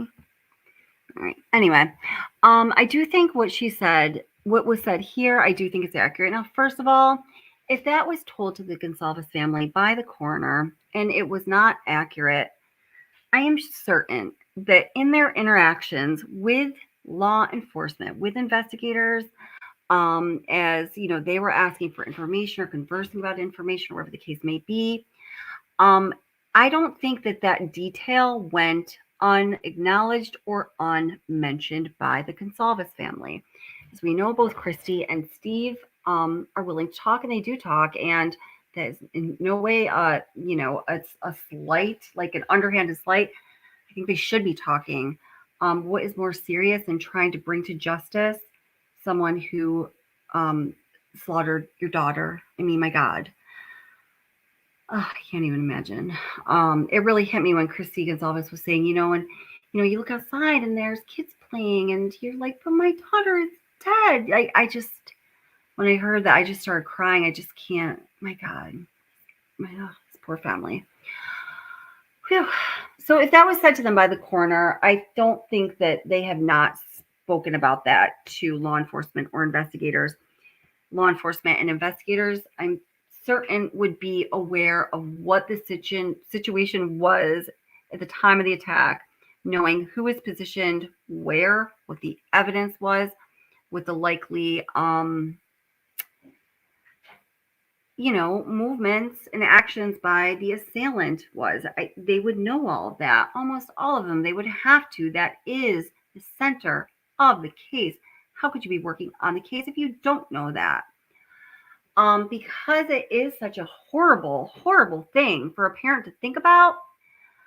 I just cannot imagine, and I don't believe that they would have known that via my girl Kath, would have necessarily said something alluding to that or about that, or asking directly about Kaylee being so-called trapped against the wall between Maddie, as she was the first attacked, and the wall, not being able to get out. I tried to imagine that for a moment, and I can't go there. Imagine being a parent hearing that. I think that investigators would have set them straight, being like, wait a minute, what? I don't think that the investigators on this case would have allowed them to believe that if it was not true. Also, I know that, let's see, a couple things. I don't think it would make any sense. Okay, a couple things. So, like with Brittany's live stream from last night, I caught a little bit of it today, and I heard you guys were saying that unfortunately, when some of the, and I think it was the defense team that was bringing out some of the evidence, and it was in the form of furniture from the house, there were 2 mattresses, and clearly we could tell which mattress belonged to whom, because Xana had a full-size mattress and Maddie had a single mattress, or a single-size bed, little ones. And unfortunately, those mattresses weren't covered properly for being a moving part of a crime scene with eyes on it. They were just covered in something that was white, and you could very clearly see the blood on the mattresses as they were being moved out of the house and into vans, along with some other things. So I know that it was that. I'm pretty sure it was, I think it was with your channel. That, there was, you could see that on one side of the single mattress, there clearly was, it was clearly soaked with red fluid. And on the other side, it wasn't at all. Well, and the side that was soaked with red fluid was the side that wouldn't be against the wall. So the side that would be against the wall literally it had no red fluid. But, and I thought about this a million different ways, and I went back and I looked at the pictures and them taking the mattresses out. How would you know which side was against the wall? Because it wasn't like there was one side of the bed that said this is the foot of the bed, and the other side said I'm the head of the bed, So the way I looked at it, there wouldn't be any way to tell which way that rectangular mattress would be positioned as far as foot of the bed versus head of the bed. Do you see what I'm saying? Additionally, if Kaylee weren't pinned on the wall side, and Brittany's channel did bring up a great point that we did see something of that mattress, and one side of it was saturated and the other side was not. Great point. I don't think I ever would have thought of it again if you didn't bring it up. Hopefully, gosh. That would mean if the side that was saturated was towards the wall, that kind of makes sense. They're both kind of pushed towards the wall. If the side, being such a small bed, if the side that was saturated was not towards the wall and it was towards the outside, with what was going on, the size of the bed, the size of the people, not that they're big girls, but they are adults, and kind of all the chaos, I just think that I don't think they both would have. I think someone or something would have fallen off the bed.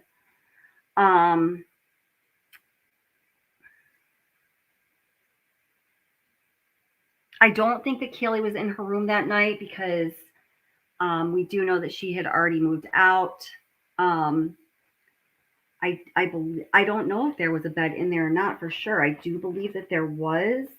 I know that through the windows at some point you can see like a, I don't know. It's like a, I don't know. I'm not sure. I'd have to go back on that. So I'm really truly not sure about that. But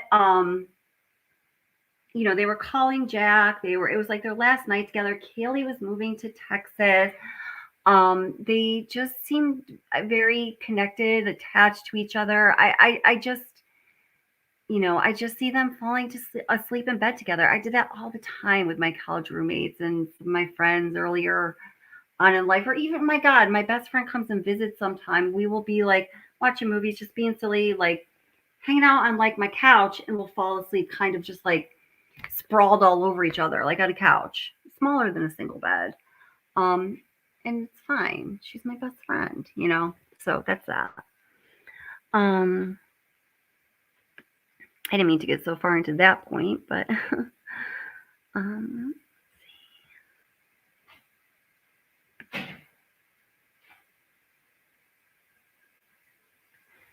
now, oh yeah, Sarah just said this. So I think the really important takeaway in that, in my mind, is that something that, you know, I come to believe recently very strongly is that Maddie was the target. At first, I thought it was Kaylee. I think a lot of people thought that. Then I wasn't certain. Then I don't know. But I strongly believe it was Maddie. And I'd like to know what you guys think, and we can talk about that in a second here. Let me read Sarah's comment. Maddie being the primary target was the initial narrative. Oh, not that it's true, but that's how the story went. See, I thought it was the Kaylee was. That was my thought of the initial narrative, but I don't know.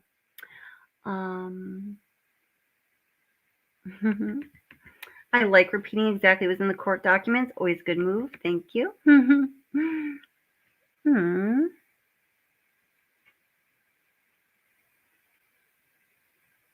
Oh, what's Green-Eyed Bandit? Well, thank you. I mean, Green-Eyed Bandit says, Kelly, I'm going to respect your channel. And I love Green-Eyed Bandit, guys. We go way back. I'm going to be quiet and not say anything else and just listen, read, because this is getting out of hand for me. I feel like something like this happened in a live before. I'm sorry. If there's an issue, Green-Eyed Bandit, please email me at whatsobsession@gmail. And, you know, I'm sorry you feel that way. You know, I'm not sure what was being said or if it was something I said, but I'm glad you're here at any rate.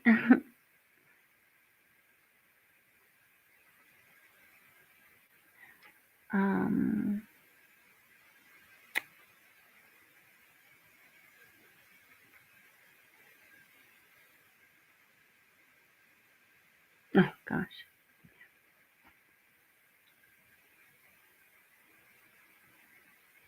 Oh, okay. I got you. Yeah. Green-Eyed Bandit, I got you. See, I know. And I know that some people out there, you know, have a theory about this being connected to substance trade and all of that. And, you know, I really, truly, I don't find any reason to believe that that's true. And I respect you very much, Green-Eyed Bandit, and you're welcome to your opinion. As far as I know, I've heard out all the theories and the reasons and the I just don't see the connection there. I personally do not. Unfortunately, addiction is an epidemic in our country. Addiction is an epidemic in Idaho. Addiction is an epidemic in that region of Idaho. There's plenty of readily available public statistics on that. And yeah, I mean, you know, to find two addicts connected in some ways, like finding two needles in a hay. No, it's not. It's quite the opposite. It's like finding two pieces of hay in a haystack that are touching. I don't know what the analogy is, but I don't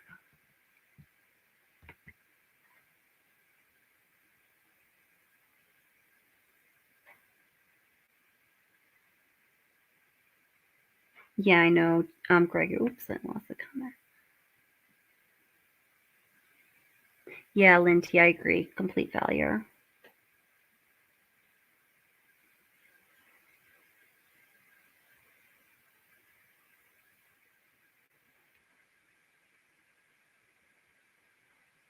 Okay, and then Bon says, all right, I'll entertain it. How do you know this does not pertain to this case? The two parents got busted and made deals. Those are the two rooms they went into. Those are the two rooms where people were sleeping, I believe, of course. Well, I mean, of course, there were still in two. Yeah. Yeah, I mean, I just don't. Why that's okay. So let's just follow down this road for a minute. So say, okay, it was that, okay. So because of what the parents did and they flipped and they got other people in trouble, these attacks on their children were retribution for them flipping or whatever. Then,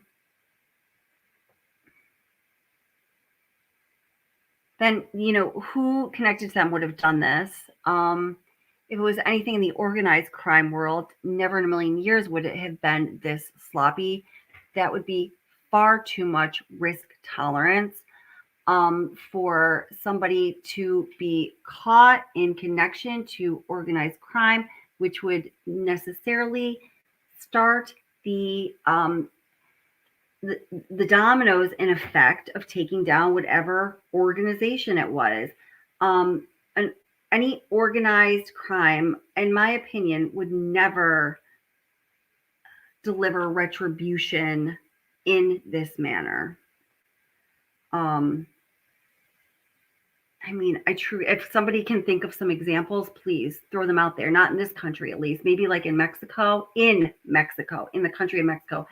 Not like Sinaloa in the U.S., like in the country, in the geographical boundaries.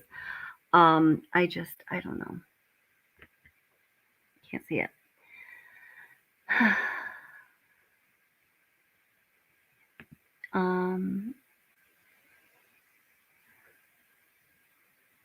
Good night, Jeff.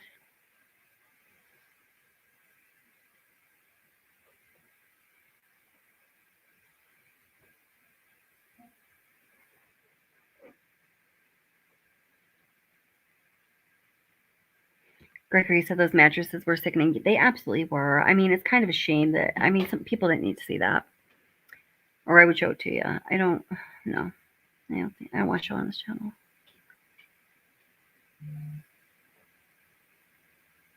Yeah, I couldn't see it so long, and then once you see it, you can't unsee it. Yeah.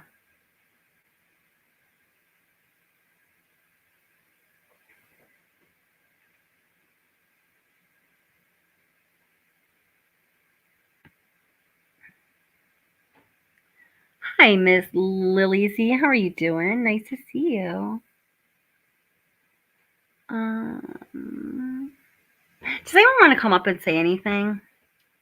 Because I'm trying to read some of this stuff here too, and if you want to, you're more than welcome to. Crap. There's so much more stuff I want to talk about, but I always do this. I overran my agenda, but that's okay. There's other live streams that'll happen.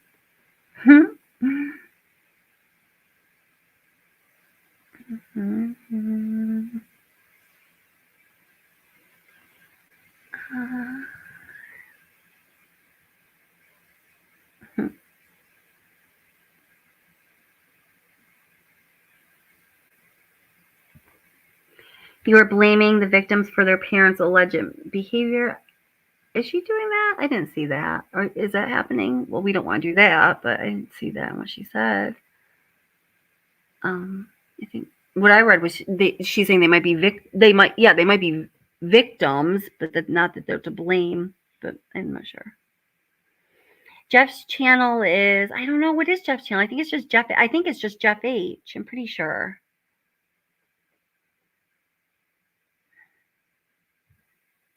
Gregory says, I think Kelly was up and was fighting with a suspect. Mm-hmm. Yeah, do keep it respectful. Thank you, McJ. You're awesome. Mm-hmm.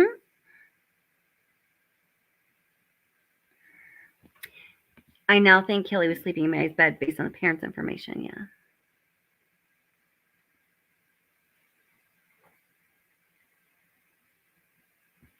Okay. How do we know which mattresses we saw moving out of the house? Well, there was two. There was one full-size mattress and there was one single mattress moving out. Both soaked in blood. We know there were 4 victims in, I believe 2 rooms. I think that's like definitely reasonable. If there was, and there was just that's all that there is to it. I thought that was kind of obvious, but if I'm looking at it wrong, let me know, and I will explore it another way. Joan says, see, I do think Kaylee was in her room. Why? I just don't think that. Based on, when they must have gone to sleep, their behavior right up until they went to sleep, their history, their relationship, but maybe it's possible.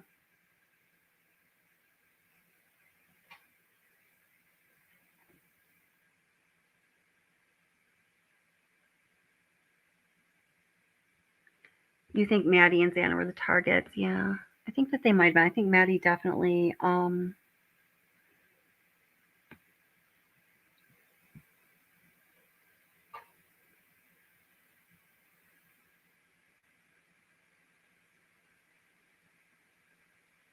Yeah, Tara B. I'm imagining something like this. Okay, too. I'm gonna read this.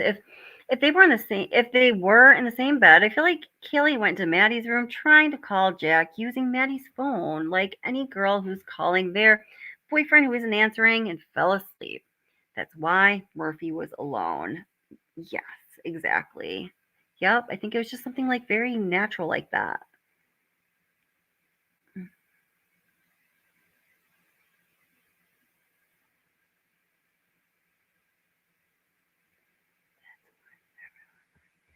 Cosmo says, I recommend everyone going back to the first week of social media. That's when everyone was talking.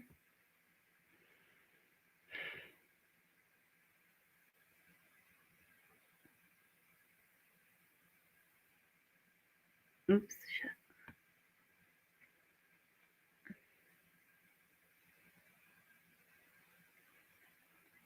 Oh, that's another thing I want to talk about. Thank you.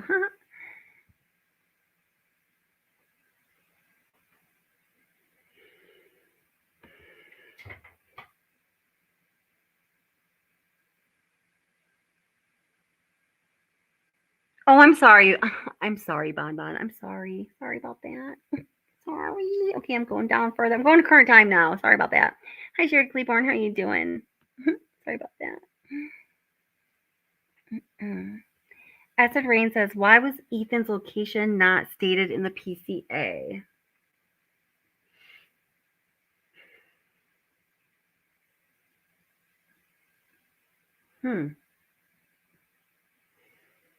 He was on the bed. I do know that. And that's interesting. I don't know.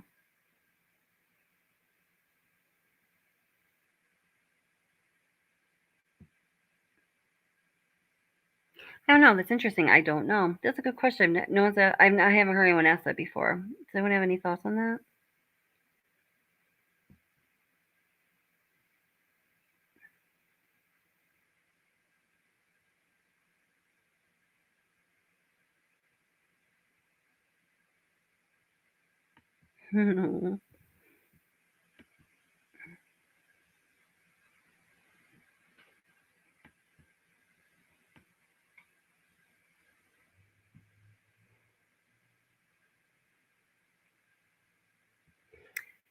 Great question. Dwayne says, if Bethany saw the perp walk past the house, did she also see him drive past the house?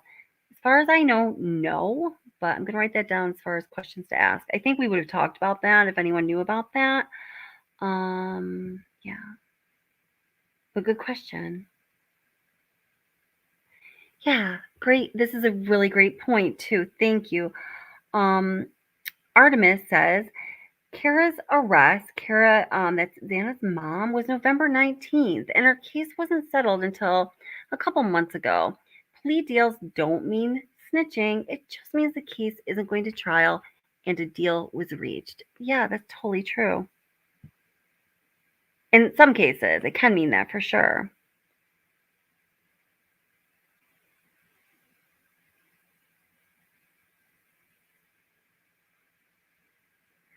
Aaron Gobra, you know how YouTube is. That's all. It's not this channel. I hate having to use words that aren't the words that we're trying to say. I think it's disrespectful.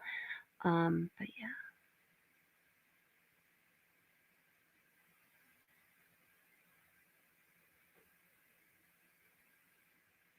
Yeah, he was on the bed. Yes. Yeah, I'm certain of that. Yeah. No, Angel, he wasn't he was not blocking the door. No.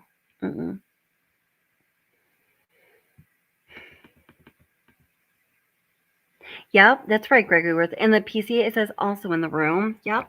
You know what?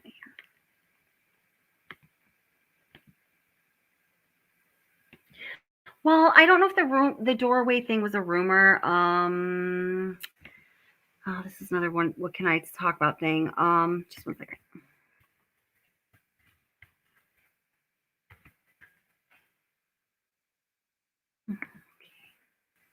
Here.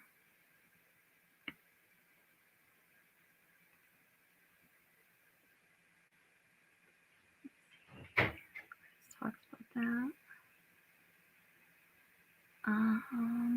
Gonna call this.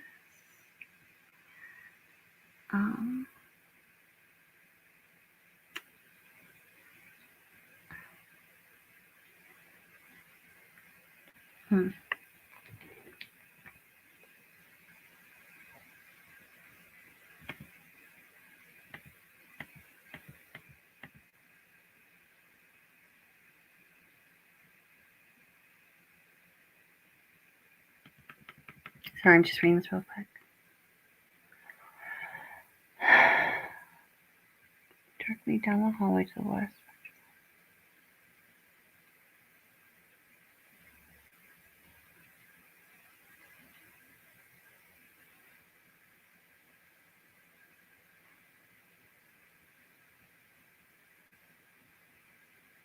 Okay, so I'm just going to read this little portion about Ethan and Xana and the PCA, just so we can all be clear on this.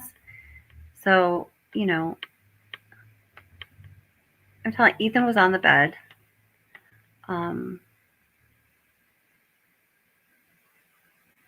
This has been part of a discussion with I've had with two people, and not the guys that I talk to most, where that has been included, and I'm sure of it. But I think the door still could be blocked. Officer Smith and I entered the King Road residence through the bottom door, the floor door on the north side of the building. Officer Smith and I then walked upstairs to the second floor. Officer Smith directed me down the hallway to the west bedroom on the second floor, which I later learned through Xana's driver's license and other personal belongings found in the room was Xana Kernodle's, hereafter Kernodle's room. Just before this room, there was a bathroom door on the south side of the hallway. As I approached the room, I could see a body, later identified as Kernodle, lying on the floor. So listen to that again. As I approached the room, the bedroom, I could see a body, later identified as Xana Kernodle, lying on the floor. Okay? Kernodle was deceased with wounds which appeared to have been caused by an edged weapon. Going on. Also in the room, like you said, Gregory, was a male, later identified as Ethan Chapin, hereafter Chapin. Chapin was also deceased with wounds later determined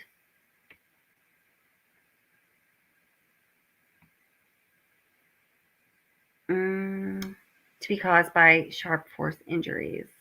Those.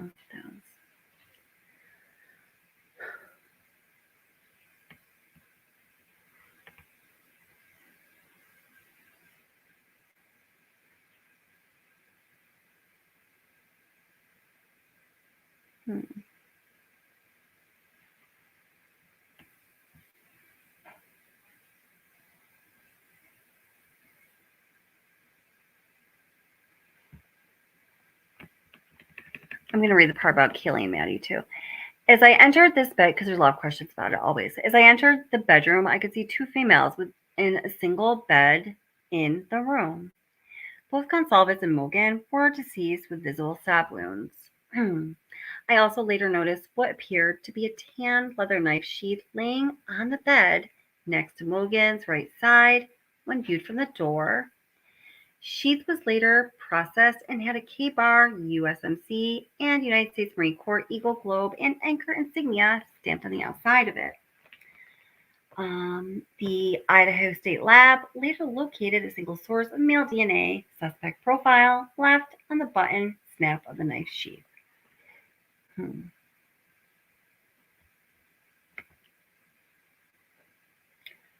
Okay, so all right, I'm generating a few more comments. Then ding, ding, ding, ding. I'm going to turn into a pumpkin because I have to work in the morning. But there were, oh shoot, we didn't talk about the 5-hour.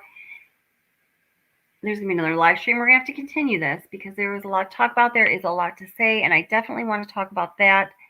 A couple other things in the 48 hours show. And next time we get together, I think that less time will be spent on each of these topics. I personally have something very specific to say to each of them and a reference to show you. And hopefully I'll hear from you guys too to see what you think.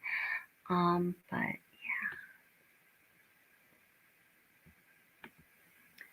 yeah.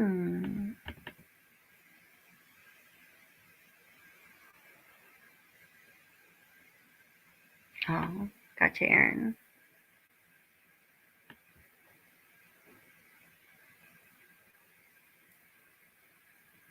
Okay, so I think I just answered this. How misbehaving. She says, Christy says his body was blocking the door. Christy said that? I think the door may have been blocked. But it wasn't by Ethan. Do you know where she said that, Chief? Because I just would love to go back. I mean, I totally believe you. I just want to go back and look at it.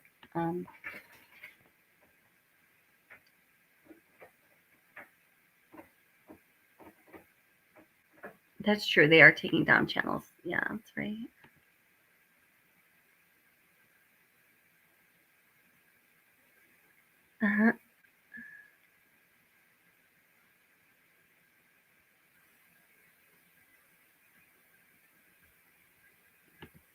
Officers are human beings, and everybody at some point in their life has lied. And there absolutely are corrupt officers out there. Oh my God, there sure are. Yeah, absolutely. I mean, as you know, Green-Eyed Bandit, like we differ there with this case. I don't see that in this case. At least them not being active in this case with corruption. If they are there, and they very well might be. But yeah, for sure, they're out there.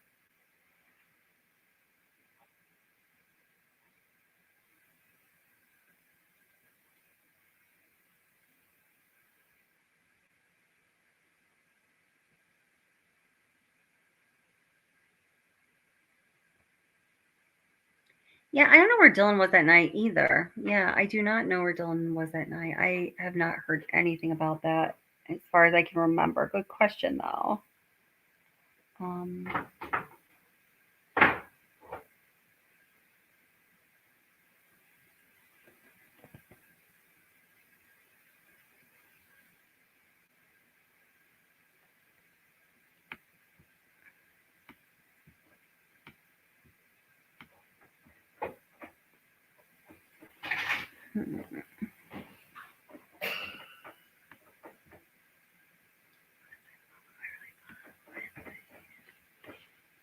Sorry, I'm just trying to find a couple of things that you guys are talking about here. So the cops lied on camera. The cop said where he was. Who, Ethan? What? Where? Who? Tell me more about that, because if that's what you're talking about. Huh?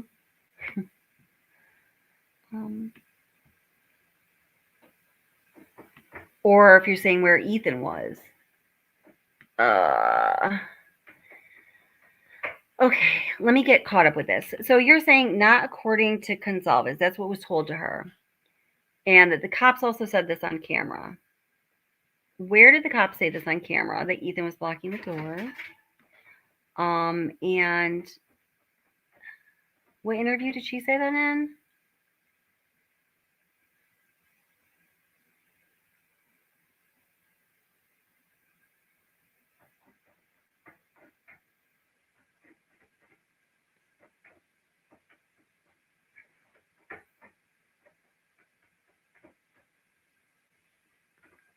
Yeah, you can ask whatever you want. Yeah.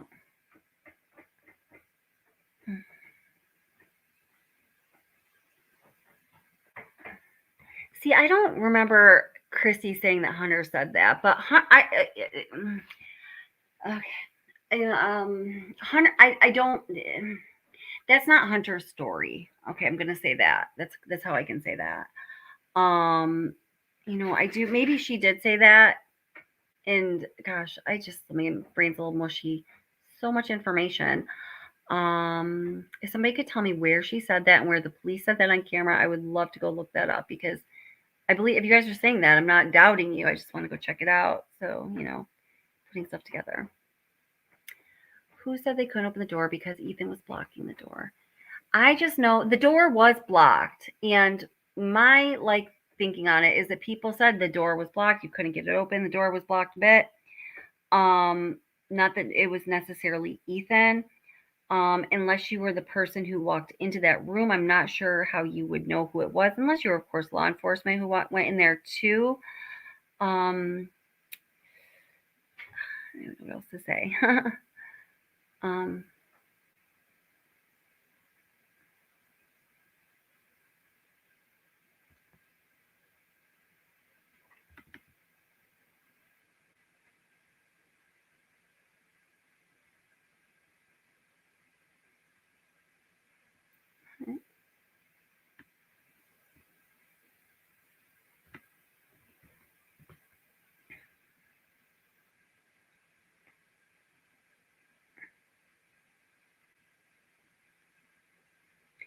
Who wrote the PCA? Yeah, it was Brett Payne. Who, I mean, what do you want to know about him for me to describe him? There's a lot of information out there on him. Not all of it is consistent. He's from the Moscow Police Department.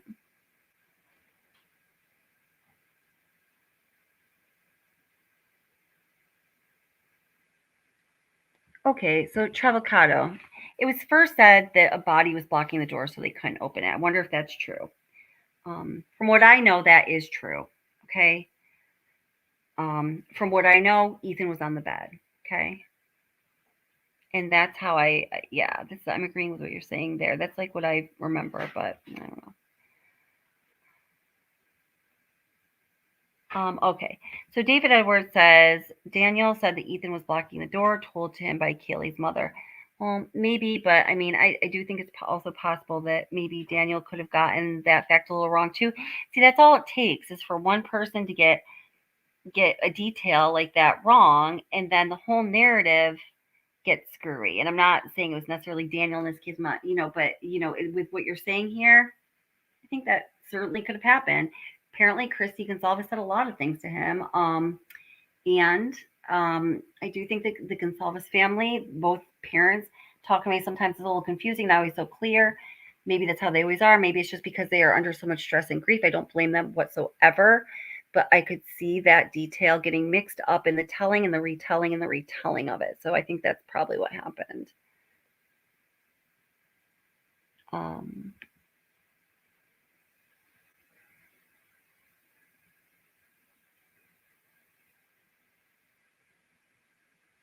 So where exactly does it say that one of them was on the bed, Ethan or Xana? I don't know where it says that. I'm telling you that I talked to two people who know, and the people that I've been in touch with have to do with Ethan. And it's not the two fraternity brothers. And I've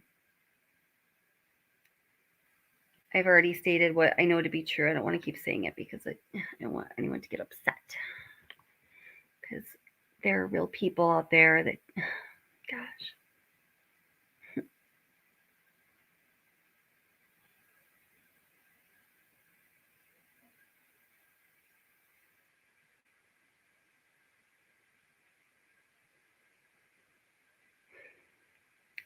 But wait, so she says, David Edwards, that's exactly right. Chrissy G said that in the Drunk Turkey Show. But Chrissy G did not say that on the Drunk Turkey Show. That's not an accurate statement. Daniel, who I like very much, creator of the Drunk Turkey Show, said that Christy told him that during the course of their conversation. Those things are very different. Christy said that on the Drunk Turkey Show, and what really happened was Daniel on his show told us that Christy, during the course of their conversation, said that. Okay, so I do believe that's where things got mixed up. Because I do know the facts on that. And this one I'm absolutely not wrong on. And I'm not like attached to being right or wrong about anything. I'm just letting you guys know that's my level of confidence. Okay. Brett Payne, that's the author of the information. Green-Eyed Bandit, the author of the PCA. Moscow Police Department.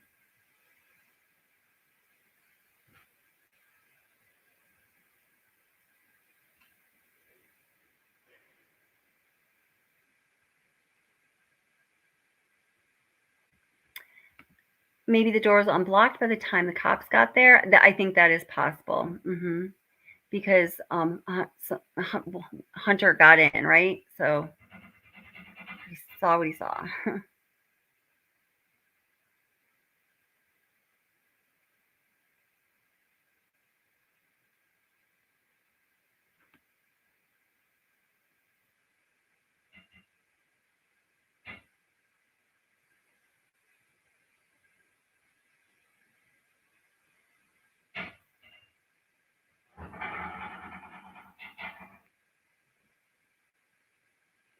Let's see.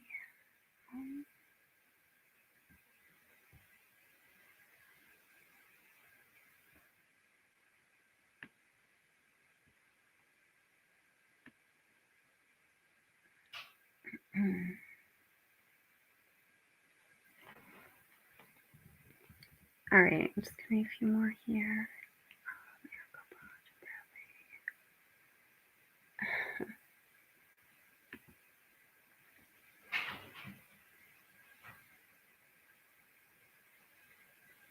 Chief says, honestly, I just can't make sense of anything anymore. I feel like it's changed a million times, and I think Misbehave and some other people echoed that sentiment down below. Yeah, no, I absolutely.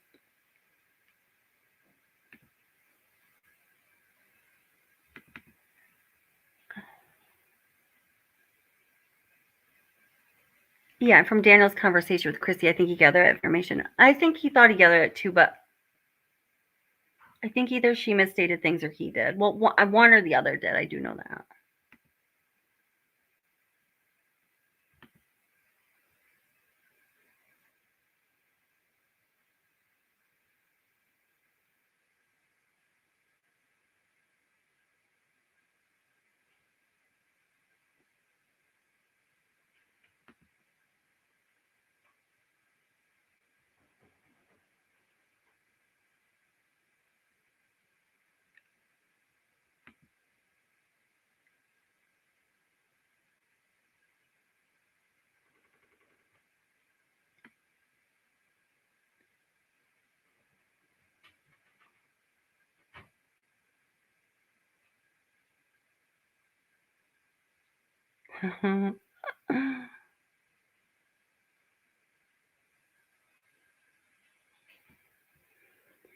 Bon, first they say it was just by the door, then it was under the comforter.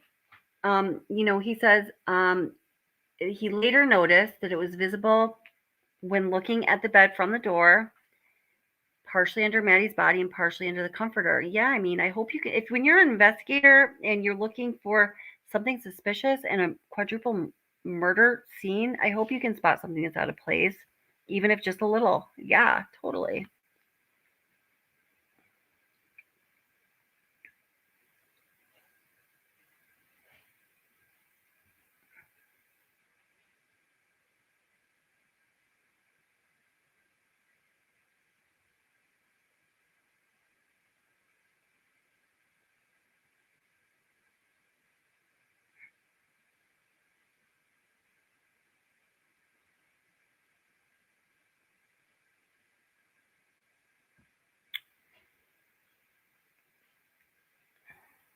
Ethan's sister-in-law said it on Reddit too. Said what? She didn't mention where his body was on Reddit.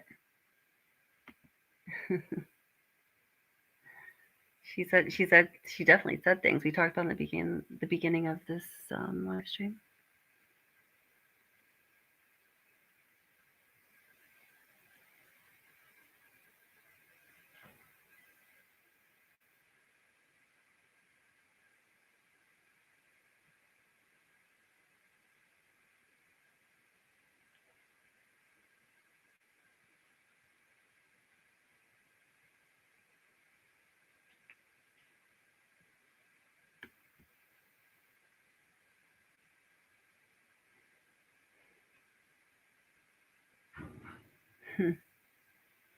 Mm-hmm.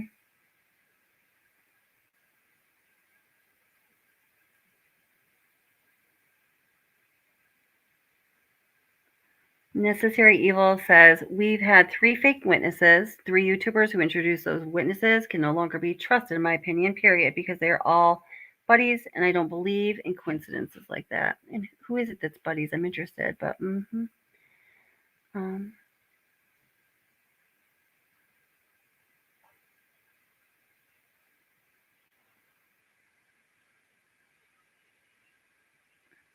Bon, from what she told Daniel, she barely got in the door, a little open, see it, and called 911. Yeah, and that, and I think that's probably kind of possible. It's not like how Ashley Banfield told it, where Hunter went and took Ethan's pulse. That completely was not true, because he would have had to step over. I don't know. Anyway, yeah, and what you guys are saying, we don't have to. I don't know if you want to keep debating that in chat, go ahead. But it doesn't matter to me like what Chrissy Gonsalves told Daniel or whatever, because I think Chrissy could have got it wrong. I think Steve could have heard it wrong. I think Chrissy could have heard it wrong. I think Chrissy could repeat it wrong. I think Daly could repeat it wrong. Though all those details are like neither here nor there. It doesn't really have to do with who committed the crime. I know Ethan was on the bed because of the people that I've talked to who wouldn't get it wrong because of who Ethan is to them, and I'm good with that. But you can keep talking about it if you want to.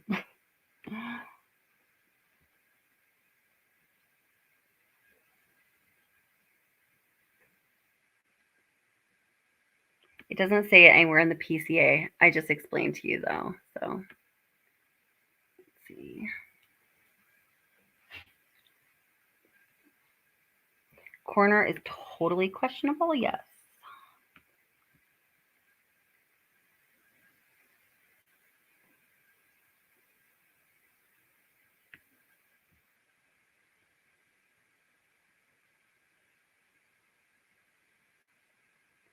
I've gone quiet. You can't hear me?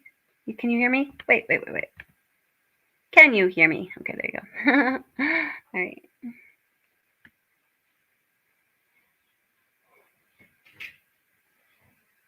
see.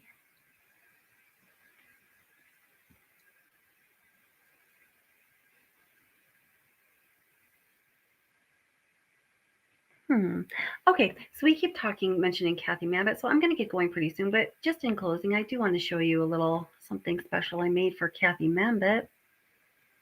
My girl, Kathy. We hang out all the time. She's so much fun. She tells stories accurately every time. Oh, I just can't believe what a sloppy job she did. It's just so horrible. It's just so horrible. There's Kathy Mabbitt. Oh, here we go. Idaho investigation. Coroner gets manner of death wrong. Oh, wow, look at that. That's interesting.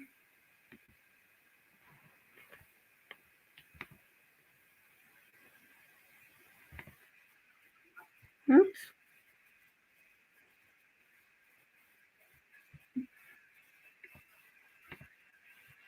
Where's that thing from?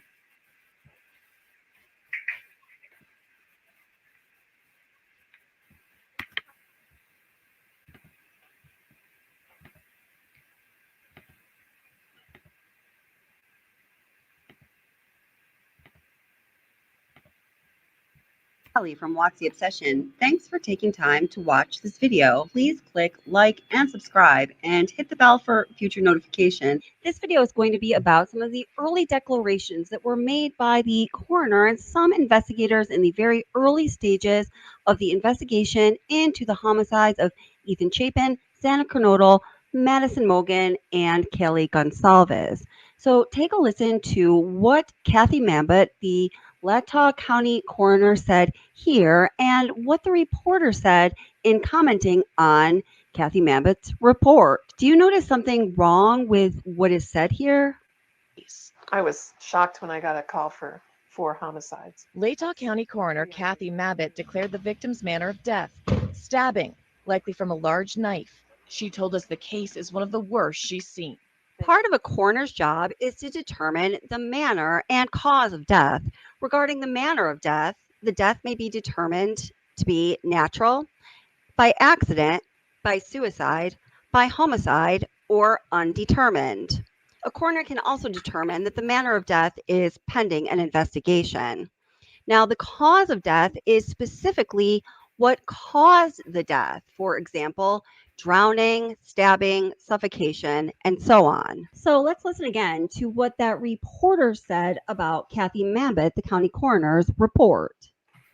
Latah County Coroner Kathy Mabbutt declared the victim's manner of death stabbing. So that's right. She said she declared the victim's manner of death stabbing. Well, the problem is that's not a manner of death. So I thought that the reporter just misspoke, but I heard a reporter apparently misspeak a couple of times.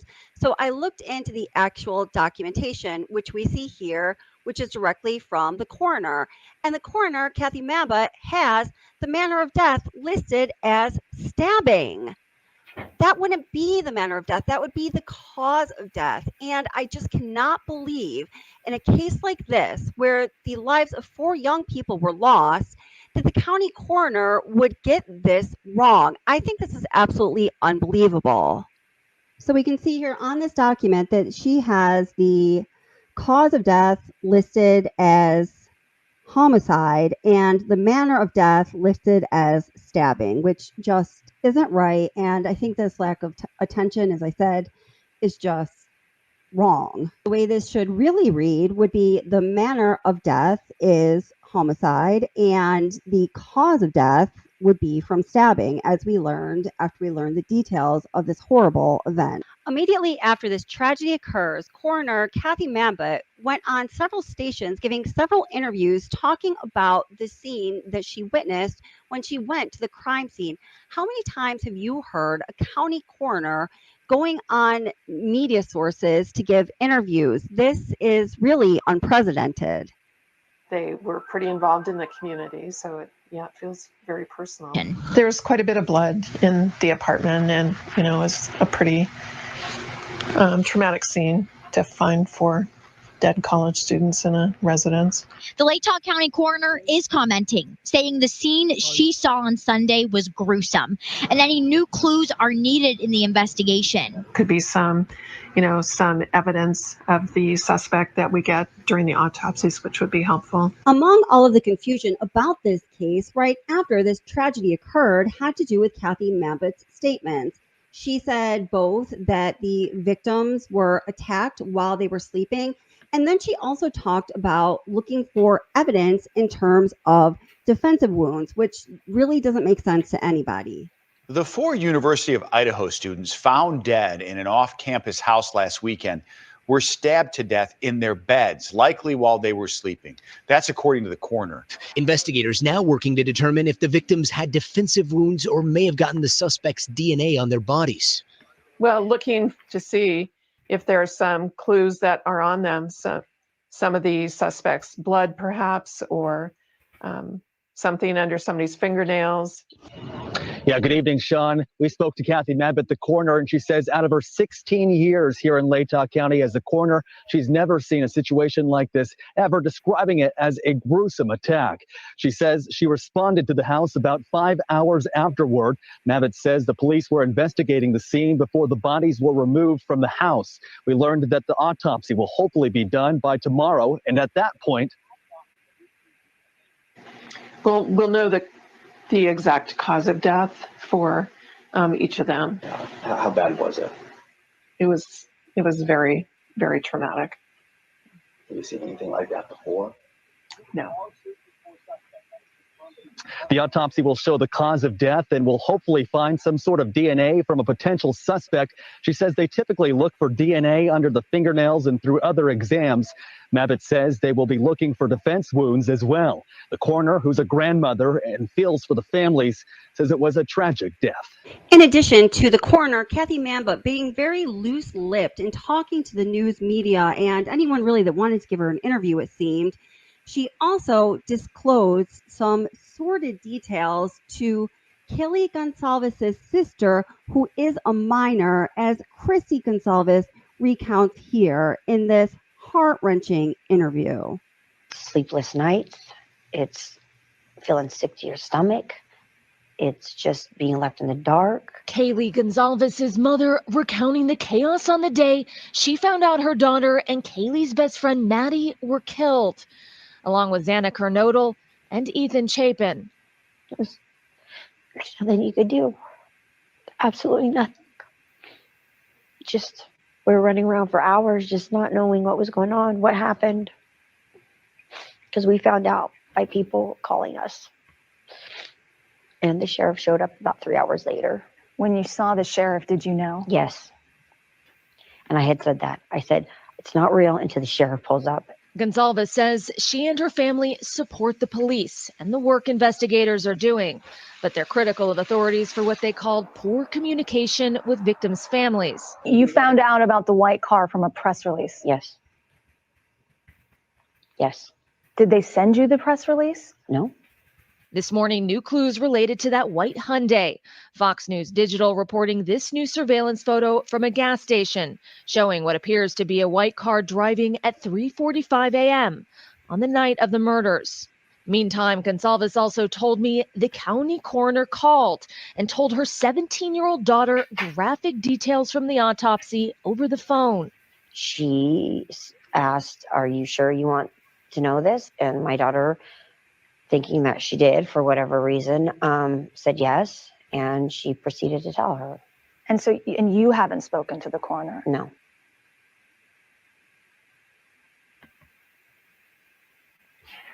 Okay, so yeah, so that was it. And somebody said that it's over the top where we're talking about the coroner. You know, maybe, but I don't know. Maybe I guess I don't think it is because I can say I picked what you're saying and I was thinking about it, but I don't know. So Chief, thank you so much for the super chat. I appreciate it and appreciate you. And I don't think Kathy Mamba ever went to in that house. She says in one of her interviews that she didn't go there right away. She didn't go there until I believe she says, don't quote me on this. I believe she says 5 hours later. I think she says around 5 p.m. Because she wanted to let the investigators do their thing. That's what she says in an interview for sure. I'm sure I probably have that interview somewhere. I do have that interview somewhere. So why do you think she never went in the house? Did you know that she said that and you think she's lying? I want to know. Thanks, Chief.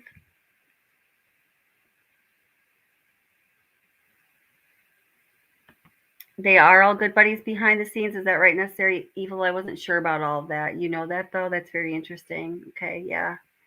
Huh. Yeah. Yep. Yep. That's too bad. It's too bad. Shame.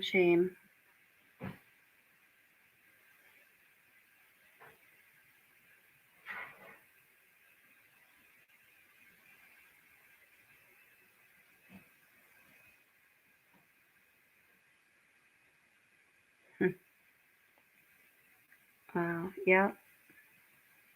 I hear you, Necessary evil. Yep. Wow.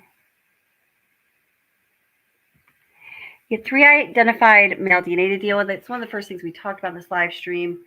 Actually, I'm getting really tired, but go back and watch it. I hear you, though. All right.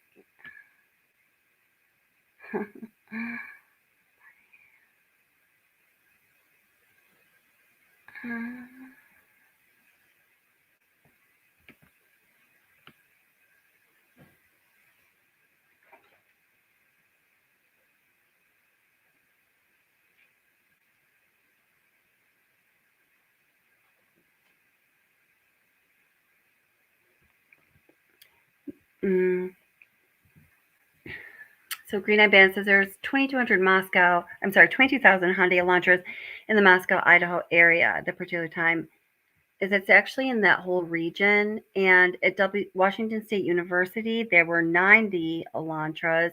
86% of them were registered to cars in Washington State, which means they did have 2 plates on them. So I just want to put that into context because I hear that every now and then, that number. Is it protocol for coroners to call the victims' families? Absolutely not. So, all right, guys. Well, thank you so much for being here. I got to go because I got to work in the morning. I'm getting tired. Thank you so much for being here. I hope we covered some stuff you were interested in. It was great hearing from all you guys.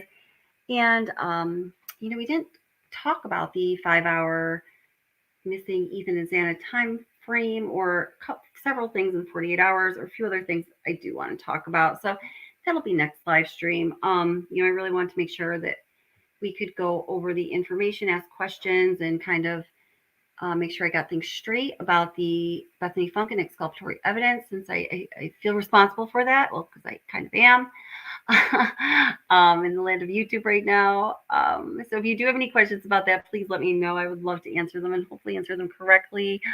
And yeah, and if you do use that video or any portion of it, please just, give the channel credit, provide the link, and suggest people go watch the whole thing for themselves so they can make up their minds for themselves, because that's only fair.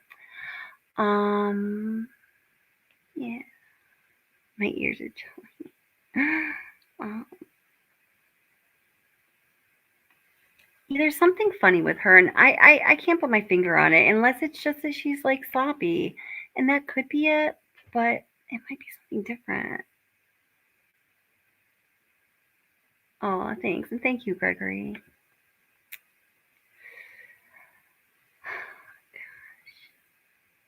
All right, guys. Well, thank you so much for being here. Again, I appreciate all of you, and I look forward to seeing you again. Thank you, subscribers, members, moderators. You're the bomb. If you're new here, we're glad you're here. Consider clicking subscribe. You might want to come back. Hey, if any of you don't get notifications and you'd like to get my email list, try to send out an email when we're going to have live streams. Please email me at whatsobsession@gmail.com. So yeah, that's it. Everyone, be safe, and please, as this new week starts, be good to yourself, because we all know that life ain't easy, and I know that you deserve to be good to yourself. So whenever you can, please do.